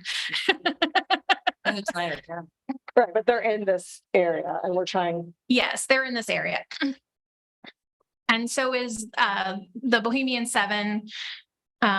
They're 9. The high school is, what would it be equate to? I think the high school is 2 or 3. I think building 2 is 3 stories. Yeah. That's setback. So, I mean, it's very low scale now, but again, this is a great place for, when we were looking at it, and we were kind of approaching saying, the Guatemalan Mine Center is interested in this. Is this a potential? And we looked at it and we said, oh, this is great. Like, this has kind of been on our to-do list for a while to look at this, especially with the housing issues that we're facing. And so that's where we were like, great, we'll go forward with the city initiated rezoning. And we haven't heard back any negative. We offered the subject property owners, we always notify them first. So they were notified in early May, and to contact us if they wanted to potentially withdraw or not be included in this rezoning, because we always want to hear from them because it's their property, and nobody contacted us to say that they wanted to be withdrawn. It's a difficult situation to be in because we don't want to, GMC needs a place. This is a great building for them. And it's a really long-term lease. And that was kind of my read on the code is right now it's 3 typically. And the plan development, you look at these properties, if there's any confidence that I could give to the public is if you look at these properties, you have the 1776 building, and the rest of the majority is the adopt a family property. It's the nursing home, and it's the parking lot owned by the district. And I think of those, I feel like the district might be in a need of offloading some of their property, but if another development, if you can, if you can bring together some of those other properties that are on that block, what you would look at by our code, except for the live local, because we're not 100% sure, is something that would be similar to the adopt a family that is not in compliance now. Right. So live local would be 40. If it's eligible for being live local right now, we'll have to with Commissioner McVoy's questions this afternoon, we didn't have time to fully kind of vet those things that kind of came into our head. So, but if live local is applicable now, or if it is applicable through the rezoning, that is, according to the statute, we believe that is 46 units an acre. And it is a maximum of 6 stories in this area because of its proximity to mixed use west. But from the practical standpoint, you know, a developer with the adopted family property, the nursing home, the 1776 building, to get, you know, that size with a garage, like you said, you'd have to acquiesce 2/3 of the block probably, right? It's not a panacea. I think Yeah. we need to, because when you get these larger projects, some of these larger projects come forward and ask you to waive or, you know, slightly reduce some of their requirements, because the more density you have on a site, the more you still have to pack in your parking, you still have to pack in your refuse, you still have to pack in your drainage, you still have to pack in your landscaping. All of those things stay the same. And so the plan development process allows you to say, okay, I need a little extra flexibility here to make all of this happen. Through Live Local, you don't have any flexibility. Live Local says you do the code, period, which means other than because they would qualify for our workforce housing program, the only benefit they would get is the 25% reduction because of the level of workforce housing that they're provided. And that came in the code amendments that you guys did. I believe it was in the fall for the workforce housing program. And that's the only thing they get. It's full setback. It's the step backs, the height step backs. It's the full, the parking other than that one reduction for workforce. It's all the drainage. It's all the landscaping. They don't get any flexibility. So I would honestly be surprised. I mean, maybe they could get 46 units, but they're going to have to have a really great designer to kind of pack all that in. Well, and their only chance would be they'd have to be able to aggregate. They'd have to convince, you know, adopt a family in the nursing home specifically so that they could aggregate and have the space to get. And I think that's their only chance. Once you get beyond a certain level of density, you need a certain amount of acreage to be able to site design. Physically do. Yeah, because you have to have enough of a scale of a property to be able to put all those things in there. So they would have to assemble some property and have something. Which isn't unreasonable or totally off the table. It can happen, but that's basically in order to keep GMC where they're at. That's kind of our hope, is that they'll never be able to convince well, we would like to see some specifically. teacher housing. I mean, this is an opportunity, I think, for the school board through this rezoning to get some housing for some teachers across the street from where they work. I mean, that would be, as a planner, like, we could put teacher housing with transit, you know, that would be, oh my gosh, you know, I just went back to planning school and just, you know, nerded out. So.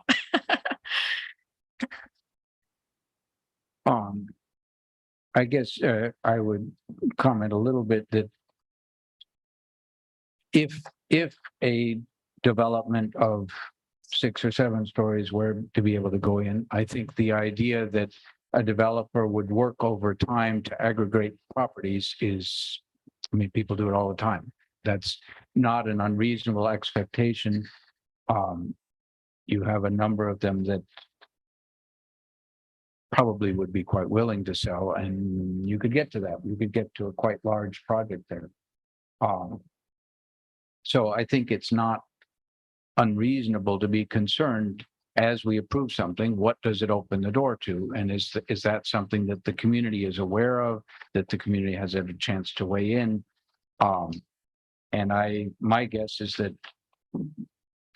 probably very, very few people in the community are aware of what that area might look like if we were to do this. So I'm 100% in favor of the Guatemalan Maya Center being able to occupy the 1776. I've put a lot of effort in there trying to make that happen. I'm concerned that I don't know the acreage off the top of my head, but if I'm looking at 9 acres, I'm guessing that's less than half, probably about 1/3 of an acre. So I'm concerned about 1/3 of an acre for a particular goal that's a public benefit to the community. Wagging the tail on 9 acres doesn't seem like a very healthy. So we cannot spot zone property. It's not permitted. So, I mean, if you want to go into that. So that's part of why we knew the Guatemalan Mayan Center needed this rezoning to move forward. So we looked at the area and we looked at everything that could potentially reasonably be rezoned. And this specific area geographically was described as a whole in the comprehensive plan for the TOD East. So that's why we brought this forward like this, is because we can't just rezone one parcel. We have to, the city has to look at it and rezone the map. And then it gets kind of weird, right? Like, where's the line? You know? And so, and then we've also notified all the property owners at this point too, and they've not objected. Well, So of course, you kind of, nobody's going to object. You've just increased their property value a lot. So, I'd be surprised at any objection. Yes, Commissioner Stowe. All right, let's see. Well, it's just that the question of like, where do you draw the line as we're doing this rezoning? And it has to include the Lakewood Towers. I mean, we can't rezone and not include the biggest non-conforming property we have over there. So I think you have to go all the way to A Street. well, it doesn't even go, Lakewood Towers is even farther. This doesn't even include. Oh, it doesn't? No, it's west of A Street. So this is actually, it's only that one block. Oh, okay. We did rezone Lakewood Towers before to Okay. mixed use east. We did reduce the nonconformity there previously. And then we also did that for that church property there in the downtown. That was a few years back. We also have infrastructure on that corner piece by the roundabout. That's a lift station, right? So that we own too. That's not kind of We- gonna be city property. We need that lift station. Yeah, the property, the only vacant is really the school district property is, and that's about 0.9 acres. Which is that parking lot.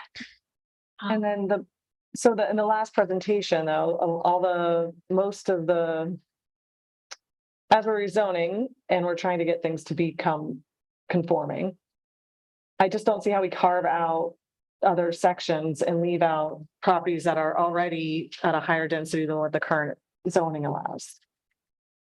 And that's what's weird is that some of the ones on the north, which are those multifamily ones, that front Second Avenue North, some of those are the ones that are over. They're over 20 units an acre now. So, and there's also a second office building there as well. So there's the office building with and what's interesting is the Mine Guanemalan Center could not relocate there because of the types of uses that they would like to do. When you have an office building that's in a non-residential zoning district, what happens is they are captured, they're functionally captured by the uses that locked in when the zoning occurred. So since 2013, they've been only able to do the things that they did before, right? You cannot change, cannot increase. So the same thing with the other office building. And those office properties have been struggling. So they can only do what they had a tax receipt business license for previously. So those properties we felt were important to include as well. Well, any further comment? Any feelings about commissioners want to express of what we should do?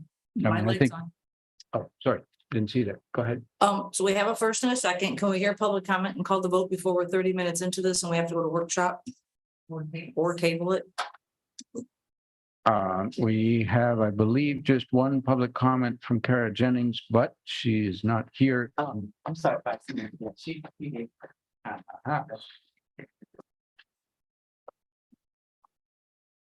Okay.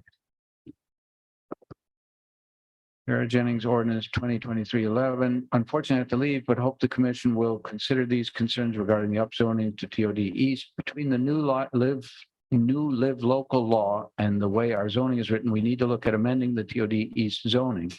I would ask you to hit pause on the rezoning tonight or set a date certain to bring TOD zoning to the commission for a modification.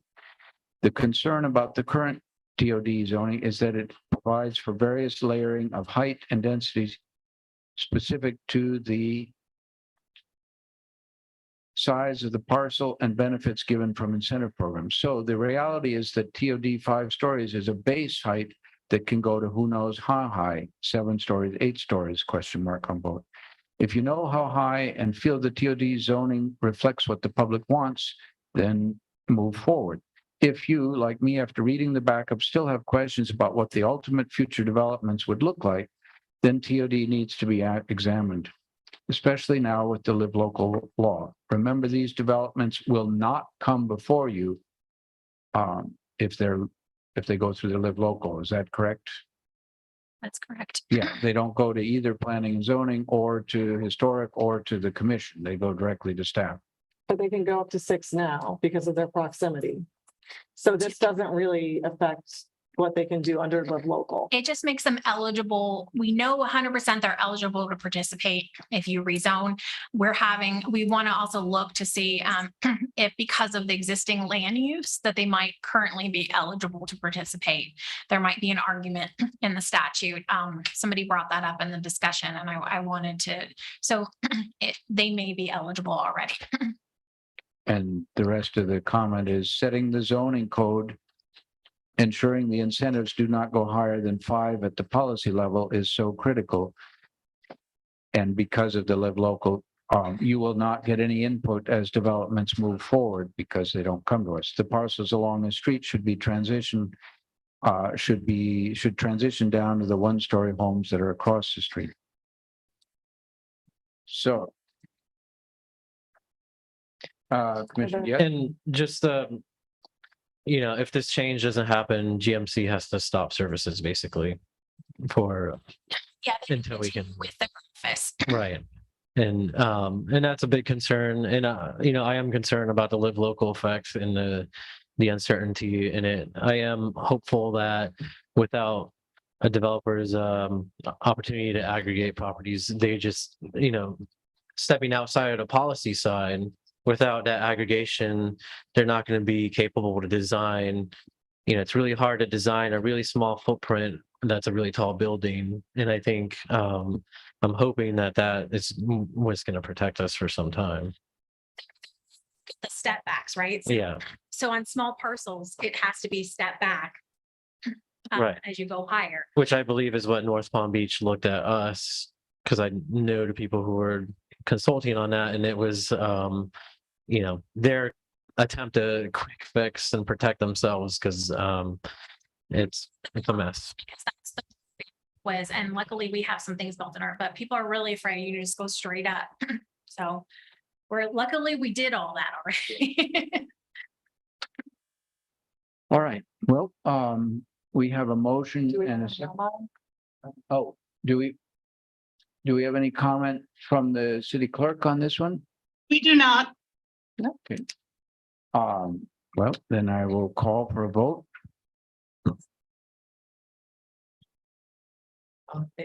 All in favor? Aye. Hi. All right, I'll be a nay for the reasons already stated. Concerns. All right. Moving on. We're on to ordinance 13, 2023. Interesting. Is that 2023-13? But in any case, the city attorney, could you read that one for second reading? Thank you. Ordinance number 2023-13 of the city of Lake Worth Beach, Florida is calling for a referendum of the qualified electors of the city of Lake Worth Beach to be held on March 19, 2024 as to whether section 2 of article 2 of the city of Lake Worth Beach charter shall be amended to authorize election districts to be amended by ordinance and to reach the decennial sentence to ensure that the districts comply with applicable law. Providing for notice and advertising of the referendum, providing for the referendum canvassing, providing for severability, codification, repeal of all conflicting laws, and an effective date. Do I have a motion? Motion to approve. Do I have a second? Second. All in favor? Aye. Hi. Motion, aye. Motion passes unanimously. On to new business. And let me make sure I'm not leaving anything behind. New business A, resolution 19, 2023. I bet I saw Yannick. There he is. And I'll bet we have a bit of an explanation.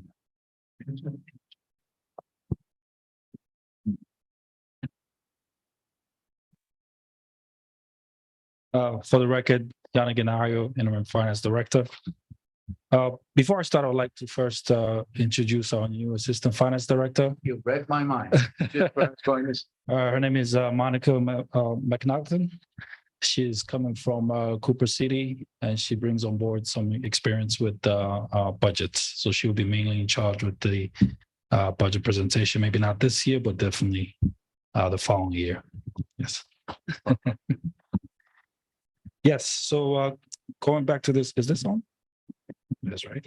Okay, so this, so good evening, Vice Mayor and Commissioners.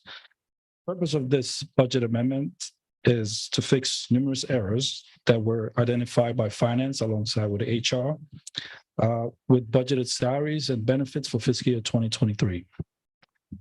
The main issues identified were as following. We had several positions that were filled as of 9/30/2022, but were not budgeted for. We had numerous vacancies that weren't budgeted for as well. We had negotiated union contract increases that were not included. We also had projected 5% increases required by the union that were not budgeted as well. And last but not least, actual salaries did not agree to the budget that was passed. I think it's important to note that the root cause of this issue was mainly due to the budget reports, which included salaries and benefits and the number of positions was not consistently reconciled with the respective departments during the budget process, which is not the case now. As of today, I'm pleased to say that we are consistently in sync with the departments to ensure that the number of positions, both vacant and filled, are consistently reconciled and that we're all on the same page. So we should no longer have any surprises. The city manager, I believe, would like to have a word. Yes, I do. Vice Mayor, thank you. So thank you, Yannick, for the report. I also want to add to it that not only have we put in measures to protect ourselves from this error that we've discovered once Yannick returned to the finance department, is that we also have implemented in the new budget. During this process, we have met with every department. We have gone through and scrubbed all positions with each department director to ensure that the current positions are budgeted and properly funded in this proposed budget that you will be reviewing soon. We have also made sure that we had each department provide the projected increases that are may be required, such as you mentioned, as Yannick mentioned, the increases based on union contracts that are required and anticipated for the budget, and also any other type of personnel increases to salaries based on educational achievement or other required certifications and training. So we've received information from each department on the front end of this budget so we can make sure we're prepared to budget for those increases in this upcoming budget. So we're not surprised. Of course, there may be some outliers or situations that may come up within the budget year that we can address, but it should not be where we're not prepared for what we should do based on required union contracts and other reasonable certifications that are required. So that's one. Second, we are also changing the personnel action request process. Prior to discovering this error, I had already been working with HR, and we have been talking about and working on changing that process, because in the process, it was discovered that the monitoring and budgetary control mechanisms may not have been in place as we should have, that would prevent this type of issue to occur. So we have immediately changed how we process that. So all personnel action requests must first go through HR for policy review, to finance for budget availability, and then to me for final approval before any hiring increases, changes that require any budget change in the personnel action take place. So we have certainly tightened up the monitoring controls and the accountability process in this situation. Thank you for that clarification on the change in our process. Commissioner Diaz? Yeah, on that note, I mean, those are just really significant changes in my view. And it's a shame that it's come to this, and I'm gonna publicly embarrass you, Yannick, but I really appreciate you coming back and making these tremendous fixes. It's kind of like a sign of how things were run previously, and it's a huge improvement. To just recognize, not just to catch this, but to have the mechanisms to make sure it doesn't happen again, because it's quite frankly, sitting on the boards of significant nonprofits, and we go through budgets and payroll and things like that. These kinds of things are just unacceptable that happen, and so really appreciate coming back to us. Glad we teased you back. Thank you. Yeah, thank you for catching this, and both of you for helping us prevent this in the future. But tonight, I feel like we hired people, we're paying them. We have to make our budget come into line with reality. There's nothing we can do about it. But I do want, and I don't know so I just want to say this publicly, so if other commissioners feel the same way, I would like to understand more the impact of what's going on here, maybe by department. Because I look at some of these things and I'm wondering, how did these slip through the cracks? And some of them I'm like, I remember us approving those new positions in a previous budget. That's okay. But then there's other ones that don't look familiar to me at all.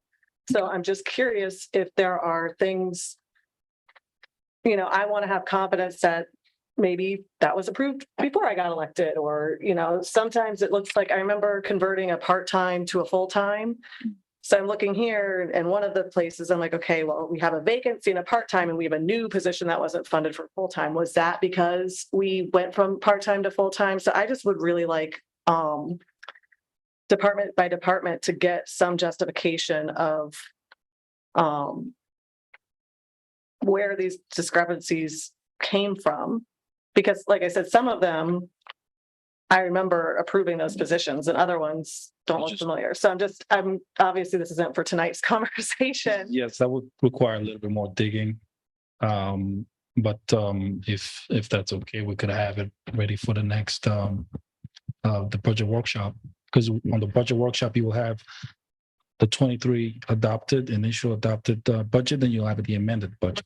So during those conversations, we could just, to your request, we could just have that additional explanation to this budget amendment by department. Yeah, that would be really helpful to me. And then understanding kind of the impact that this will have on our upcoming budget conversation. If there's some things that are just like fixing on paper, or some that have like a real, at which departments are going to be impacted the most. Sure. Thank you. And yes, Yannick, thank you and your amazing team for finding these issues. And thank you, city manager, for not trying to hide it from the commission and doing the right thing and making the right policies. And that's one thing that a lot of people don't realize is we've made a lot of financial, fiscal, responsible policies since we've been part of this board. And that is to make sure that the city's protected years to come, long after we're gone. And speaking about long after we're gone, I brought this up today, Yannick, to the city manager, that every election year, we need to put in the max for HR and back cost to the city commission. Because you don't know what the next commissioner or the next mayor is going to take as a benefits package. Right. And that's one thing that we can control, because that's us, right? We're sitting up here. So I think that every election year, we need to say, okay, if each person took the max that they're allowed to have, this is what the expenditures would be. And if it's not that much, then great. Then the next year we've saved money, right? But I think that we also need to look at ourselves and be responsible for us, and knowing that, we have 2 elections, 24 and 25 coming up. And what does that look like on paper for us? I don't want to point the blame at other departments. I want us to be mindful that we're all in this together, and we are a team. So thank you guys for your hard work and for truing us up before we get into the next round, because nobody wants to start in the negative. That's not fun. Right. So we appreciate it. And thanks to all the directors for unfortunately have to narrow down and tighten their belts and figure out, where they're gonna have to pinch pennies and to make this work. So thank you for that motion to approve. Welcome. I'd like a chance to comment. If I could, I don't know what's happened to my light. It's disappeared. Nope, I don't think you do, but I'll wave my hand. I don't know where it is. You have to get out. Yeah, you're in charge. Please have the finance department look into the. You're the chair. You don't need a light, Mr. Vice Mayor. I guess I very much appreciate that, you know, this came to light and obviously we have to deal with it. I'm a little alarmed that whatever our processes were, that we would get to a point where $1.7 million amendment is needed because somehow or other what was going on in departments wasn't synced up with where the money comes to pay the departments. That seems like a pretty basic, straightforward thing that we should have had running pretty tight before. So I'm not quite sure how we got to that. I do echo the request from Commissioner Stokes that let's see this by department and try to have for each position a bit of an explanation of what happened. How did we miss it? This was approved, but it was never mentioned at the budget meeting. This was never talked about. It just happened, or whatever the explanation is, so that we have some idea.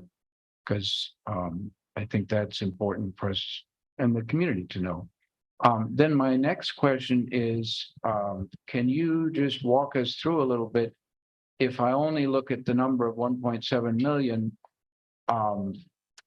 that makes me pretty nervous, but maybe there's more to the story as far as, is that what we were over, you know, that we didn't know that we needed to pay that, or is it more complex than that?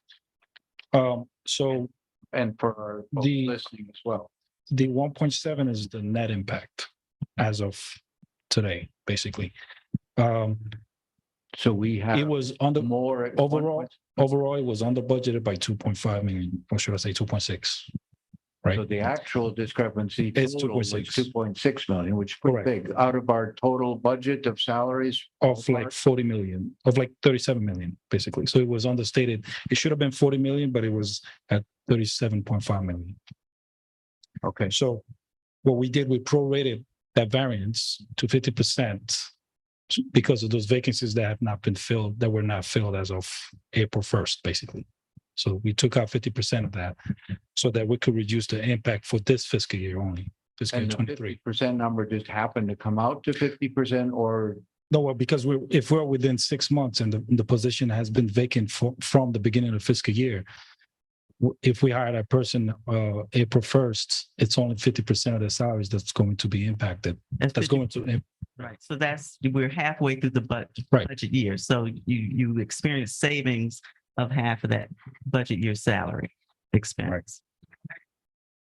As of April 1st. Okay. So we just so the For the vacancy. the total was in the 2.5 something million, but because we didn't fill all of those positions, because we're halfway through the year, correct. We're only at 1.7 million in the hole. Correct. But we are 1.7 million over what we projected and budgeted. Because it's actually, in all reality, we under budgeted by 2.5, but because of mostly because of the vacancies that had not been filled as of April 1st, we're having savings of about 50%. And that gets obviously 1.7. Yeah, 1.7, but we also have to consider salaries that were not budgeted for and actual salaries that did not agree to the budget, vacancies. No, we already talked about vacancies, but positions that were filled as of 9/30/2022 that were not included in the budget, that's 100% impact. Right. Yes.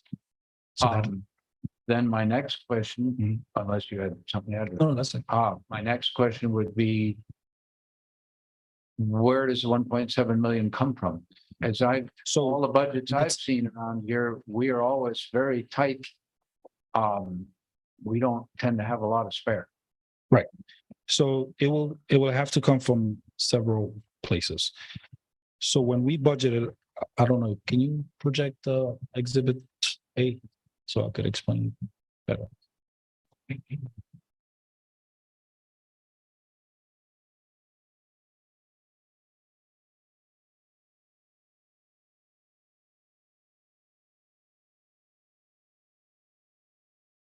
It's actually, it's in the folder. Go back to the folder.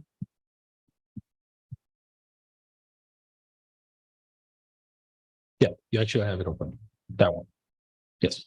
If you could just make it larger. I think you need to share the screen. That's Melissa, can you see that screen? actually, you could Not yet. There should be a share the screen at the bottom, Monica. It is shared, huh? You guys can see? No, it's not Oh, shared. it's not shared. Okay, I see it's in the chamber. There we go. There you go. Arrow on. Yeah, click that arrow on the. That will give you a little more. and show. Yeah, click on enable all features and then go down a little and click on the little arrow. There you go, that one. There you go. Good job. It's no fun doing this on the fly with the whole world watching. The whole world, yes. Yeah. So yeah, so if we go to column A is that was what was adopted back in September for fiscal year 23, right? Column B is what the revised salaries, what it should have been, right? The totals of 40 million. And these are the variances across all the funds, correct? Then we have the proration by fund based on the vacancies. And also there were very few instances where we saw that the actual salaries was actually lower than what was budgeted.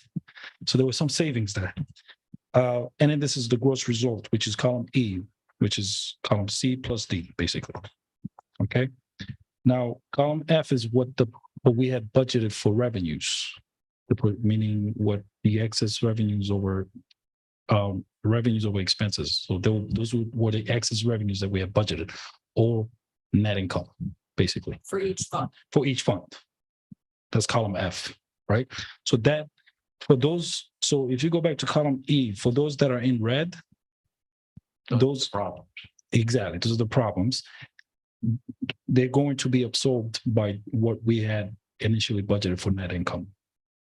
So for instance, the third one down, which Right, that one, Beach fund. in that case, because beach funders did not have enough excess revenues budgeted for, we're gonna have to use we're gonna have to use fund balance for that. But then for next year, we have to figure out. We have to balance the budget.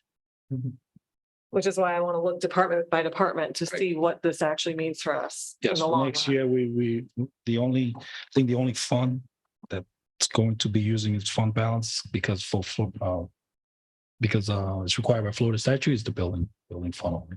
But all the other funds, we've been communicating with them that we need to have the fund, the budget balanced. We don't want to use fund balance, obviously. So for instance, for the electric fund, they had initially budgeted their revenues to be 1.4 million. That's going to be reduced by 900,000 because of the negative impact of this budget amendment. So the 1.6 is a combination of all the savings, and the savings are only 70,000. So 1.6 is the overall net impact of this amendment. Okay. 1.7, should I say? I didn't see who was up first. I think I was. Okay. My hair. So, I just have a question about, so when we approve the budget, we're approving the positions and the Yes. dollar amounts to those. Yes. If a department, like if you wanted to restructure your department and say, well, I don't want this position anymore, I'm going to trade these two part-times for this full-time, does that have to come back to us for approval? Because we approve the positions and their salaries, or we're just approving like a dollar amount that we're giving to each department and they get to reconfigure it without our knowledge? Right, so they get to reconfigure that because they'll have like a total for the departments for as long as the bottom line is not exceeded. They can reallocate those salaries. Let's say if they get someone with significant experience and they want to, they really need that person on board, then they can use some of those reallocations to compensate for them. So, And we might not know anything about that. so let me reply to that as well. So Lauren's got it. Sorry. Sure. I'm sorry, Lauren Slayton, HR Director. Yes, you will approve it. So in the budget on 10-1, there is a list of positions. In addition to the budget, there is a position count that you all approved. Now, the city manager can make changes up to 6 months. So anything after 6 months will come to you. So if it's after 6 months, it usually comes in with the budget, the 10-1 budget. I'm sorry, can you hear me? Or if it's before, it usually comes in a budget amendment. Usually there's more than one budget amendment a year, and we usually tag that onto one of the budget amendments.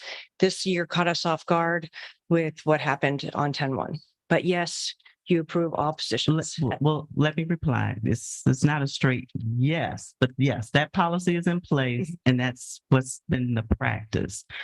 Under my leadership, I must say that if there's a restructuring, if it's within the budget, generally it would not come to the commission. And I think that's what's generally being said. Well, It does. if there were, If there's a position count, there hasn't been that many changes, but generally, if there are position changes, they do come to the commission at some point. With or without funding. so we've had. These, many of these would have come to us in theory? What happened was these positions were on the position count for you to approve, but they were not funded. So I want to make sure we're in order and we're being clear.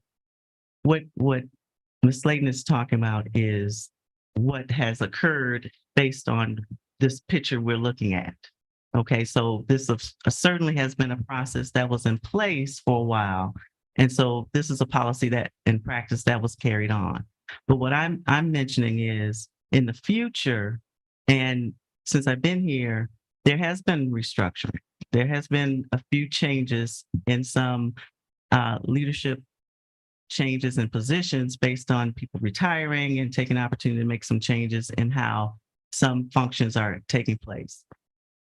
That happened, but those position changes were within budget. So it did not create any new expense or required additional funding to make that happen. If it does, that definitely needs to come back to commission because that means there's no allocated funding that was allocated for that proposed change. So if it requires additional funding, it must come back to the commission. Fiscal impact. This has a fiscal impact and it will come back to the commission. So I'm just saying since I've been here, that has not occurred, particularly that I'm not aware of, but this what you're seeing today has been a process that was going on for a while and it's caught up to us. So we had to make some changes in practice and policy and process. And I get that, but I'm a little confused about, let's for a moment set aside the improved process going forward. We're all in favor of the improved process. No problem there. The process that was in place, I'm hearing that even if there was not a budgetary issue, if there was a change in positions or position count, you're saying, Ms. Slayton, that should have come to us. And I'm wondering, did it? And if it didn't, how come it didn't? How did we get into some of this is part of my question. There's a bunch of things at play in this and what happened here. And I think Commissioner Stokes, you had the best idea is to go with you guys through each department and explain to you position by position. Okay. It's unless you guys are really, really excited to stay all night. Thank you. But I will be gladly, Yannick and I and the city manager will be glad to sit with you and go department by department and position by position and explain everything to you in detail. Okay. So if I'm understanding, well, go ahead, Commissioner. Yes. Yeah, I mean, and for anyone listening, I feel like it is a super complex issue, as Ms. Slayton pointed out. And, like one example that stands out to me, because I remember because I made this budget request was adding a part-time position to parking. And, we approved that last year. And often it's a timing thing. That person started her job like 3 weeks ago. I met her when she's like on one of her first days. She's really great. Our parking department is really good. And that's relatively quick, a whole almost a year later. So sometimes these positions stay open for a really long time and the budget's approved. And I love the idea of going through with that explainer when we go through each department and we approve this. And might even add to that, let's looking at all this red at this spreadsheet that's up and we can pick one. I know in our one-on-ones, which have been really helpful, we talked about, for example, the beach fund and how they're 300 and almost 40,000 in the red. And luckily that can be covered, but it's razor thin and we don't want to be in that situation. And, oftentimes if you're caught in that situation and you can't cover it, you make cuts or you increase revenue. And ideally you want to increase revenue. And so the more we make those moves in each of these funds and talk about the different ideas of what needs to be done, I think I would love to come away with an understanding of, these are the positions and explainers like Commissioner Stokes mentioned. But on top of that, I would like to see, ideally from a financial perspective, we should have this much of financial padding just in case to be healthy. Just like we do, like we talked about rate stabilization fund for electric, emergency preparedness. To me, critical, just as important as preparing for the H word and the season, that a very active season that we're looking at, is also preparing for rough years where, it's razor thin and we've got to make sure we cover the payroll for our staff. Correct. Okay. Any further comments? I guess, and make a motion or? Yeah, did we have a motion? I have a public comment, Mr. Vice Mayor. And let me check and see if I have any. I don't think I have any on this item. Melissa, do we have a motion? I can't remember. We have a motion by Commissioner Maligo. We do not have a second. I'll second.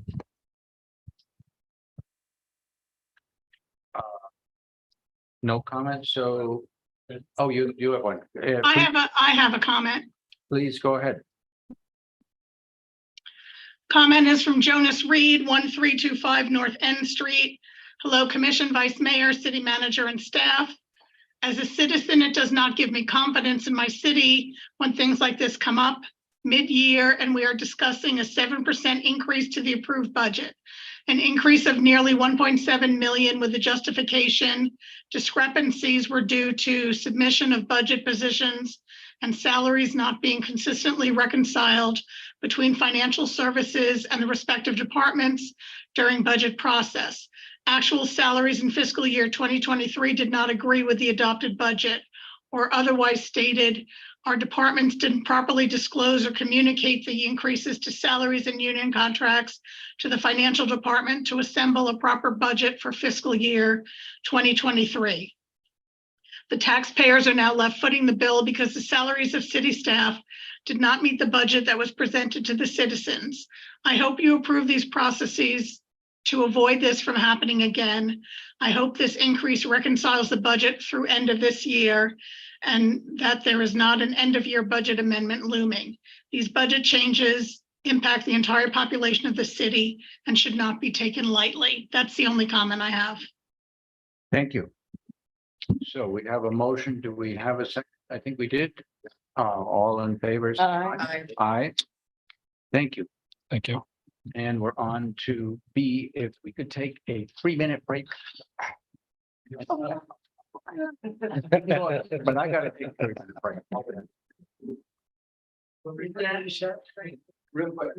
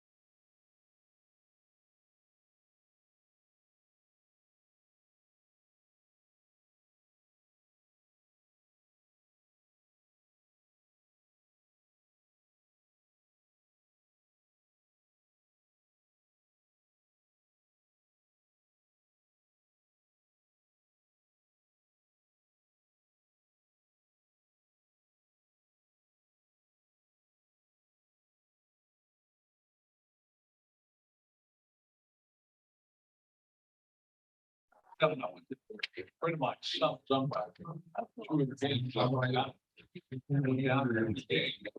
And I was just done at how quick the game is. Like the second game. It's over. I think we're ready to. So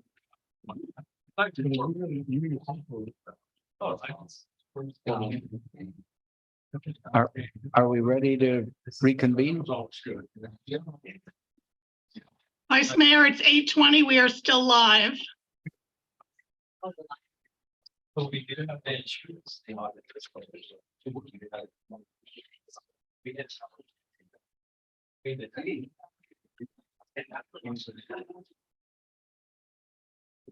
Thank you, Madam Clerk. It is 8:21 and we are back on deck for item B under new business. Resolution 2023. Requesting modifications to the Palm Beach County cold weather shelter policy brought forward by myself, Vice Mayor.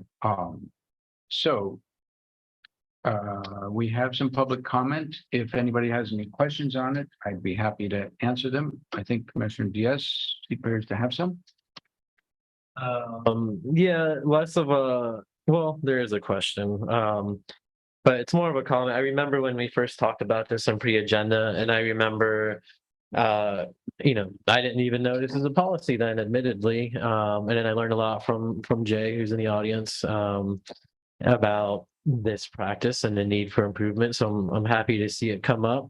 We're already looking at a pretty wild storm season, so we don't know what winter is going to look like. So it's nice to be prepared. And I guess my question is, this can't really, I don't want this to just be a resolution. Like, I know I will bring this conversation every time I meet with our county commissioners and maybe to some degree, even our neighbors and, our neighbors and the commissioners and our neighbors, because I think we can't be the only ones doing this. So I would love to learn more about that if that's already happening. And because I know I'll step up and push for this because it's significant. And it seems, too many out there hypothermia in South Florida. You're like, really? Can that happen? And yeah, it absolutely can happen. The data is there. Medical examiner data is there. When you're, the risk to exposure is great. And, this is something that really needs to happen. And I know we're not maybe we're the only municipality, but I know there's many organizations just asking for this. Great, thank you. Yes, Commissioner Stokes. Well, I was just wondering if you or our lawyer, somebody wanted just to give a brief summary of what we're trying to do here for the public. Yes, I can certainly do that. Would you like me to? Or the attorney points at me. Okay, so as Commissioner Diaz correctly pointed out, being in hot subtropical South Florida, one would not think that hypothermia is an issue.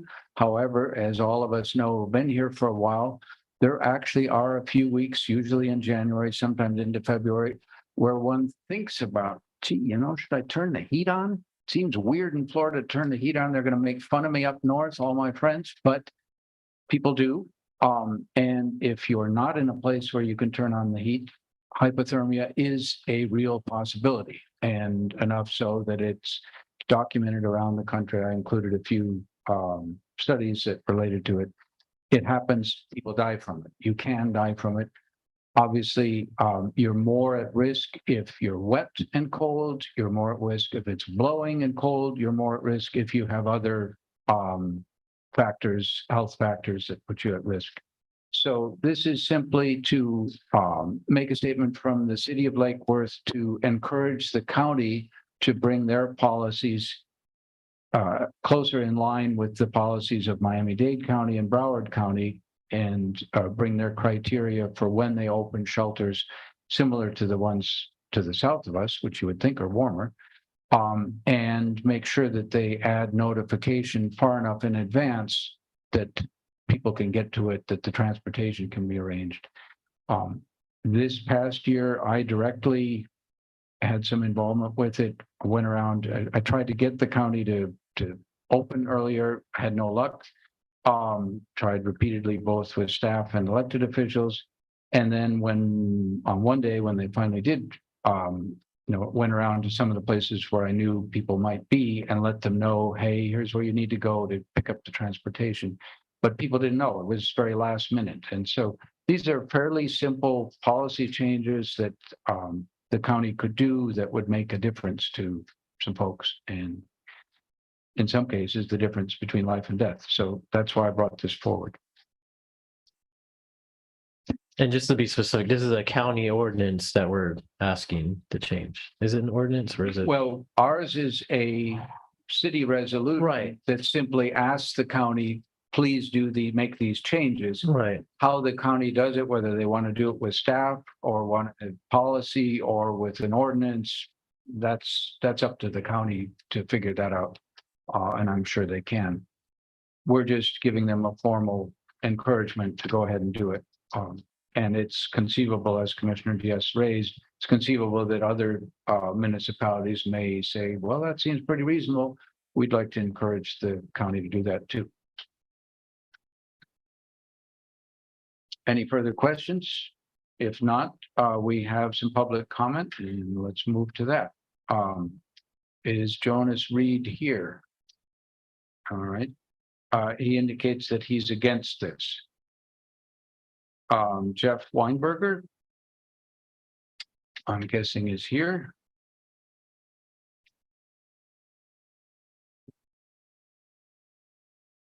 And if you'd state your name and address for the record, that'd be great. Absolutely. Jeff Weinberger. I live at 7416 North Devon Drive in Tamarack, Florida. Good evening. I want to thank Mayor Resch, though she's not here, Commissioners Maliga, Stokes, and Diaz, and especially Commissioner Vice Mayor McVoy for promoting this resolution 20-23, which in its simplicity, can't even see my writing, in its simplicity will profoundly benefit the well-being and safety of people experiencing homelessness in your city and throughout Palm Beach County. This is a first for me, not speaking before a city commission, as I've done many times, but the fact that I'm actually speaking to support rather than condemn something, which has usually been some unconstitutional law that will lead to more misery for homeless folk. So I'm thrilled to be here, not just to support a sensible resolution that will lead to less misery and potentially save homeless folks' lives, but also because I was instrumental in moving this forward. I can think of no good reason why you each shouldn't vote yes for this measure and then do everything in your power to compel county officials to follow suit. It's well documented that homeless people suffer and sometimes die, even in the Sunshine State, even in beautiful Palm Beach County, from hypothermia and other conditions that are exacerbated by extreme cold. The county's current policy of opening shelters only when temperatures fall below the standing temperature of 40 degrees or 35 with wind chill, which is on a par with the cold weather emergency standards in many cold weather states like New York State, is a systemic nod to barbarism, which we have to reject. It takes the simple step of bringing that policy in line with Broward and Miami-Dade counties standard of opening shelters at 50 degrees or below will alleviate much suffering and save lives. Thank you, that's time. If I can, two more paragraphs, if I may. Thank you, that's time. If you have a fiscal concern about opening shelters 8 or 10 days a year instead of 1 or 2, then consider the fiscal and moral costs of not doing that. On each count, the latter costs are far greater, both quantitatively and qualitatively.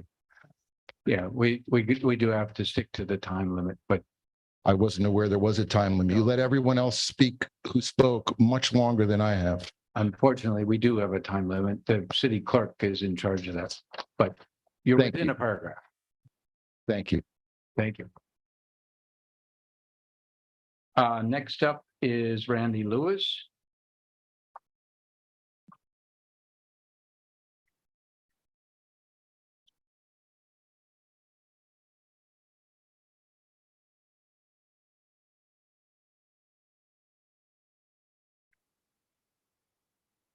Good evening.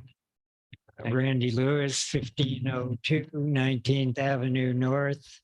I'm here to ask you to support the bill going forward, or do get behind changing the county's ruling on what we're talking about. I wanted to reiterate one day last year, the day before Christmas. Everybody in Palm Beach County that watches the news knew that it was Christmas last year was going to be high 30s, low 40s. Everybody knew that. And my group and other advocates were out putting blankets, hoodies, everything we had on the people out there in the streets that day. And the local police told me that at 11 o'clock, emergency management would make their decision on the shelters. 11 o'clock came and went. I couldn't get a hold of anybody.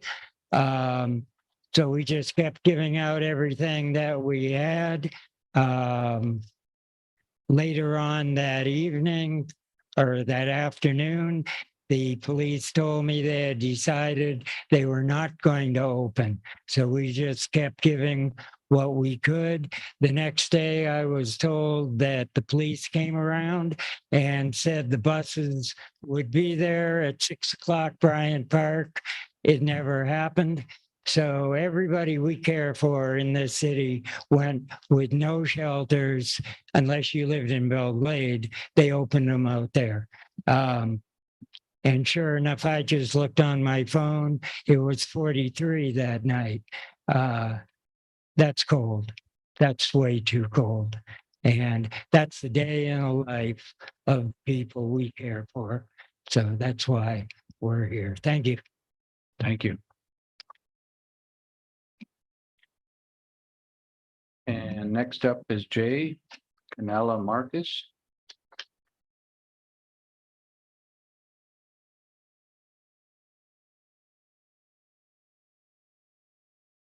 Hello. Hello, my name is Jay Canella Marcus. I live at 1224 16th Avenue North. As a social worker, I'm no stranger to death. I've worked with clients that have passed from this life. I'm usually a safekeeper of their last memories, hopes, and dreams. I'm haunted by the system failing our houseless neighbors. What usually follows poverty is death. It's no mistake that statistically those that are lower income have the worst health outcomes and lower life expectancies. I've witnessed this countless times as a professional. I've also experienced a close friend dying from pneumonia as a result of being houseless. Her name was Rose. If this ordinance was around when she was here, she'd still be here. I support the commission voting in favor of a resolution that encourages the county to change the cold weather sheltering requirements, allowing for higher temperature thresholds to prompt the opening of emergency services. I urge you to vote yes. It's a no-brainer. If one has the chance to choose between saving a human life or not, I would hope that the city chooses what will protect our most vulnerable and resilient communities. Remember, as you vote, that some individuals in Lake Worth may not have a house, but they'll always be our neighbors and have a home here. Thank you. Thank you. And last up is Kara Jennings, who I don't see. She says, thank you for bringing this forward and sending it on to the county. And she's in favor of it. Any further comments? Do you have any comments, Madam Clerk? I do not. All right. I'm looking for a motion. Motion to approve. And a second. Oh, second. And all in favor, say aye. Aye. Aye. Motion passes unanimously. Thank you all for coming. City attorney, Yep. City attorney's report? No report. No report. motion to adjourn. I'm supposed to ask you. Motion to adjourn. Can I get a second? We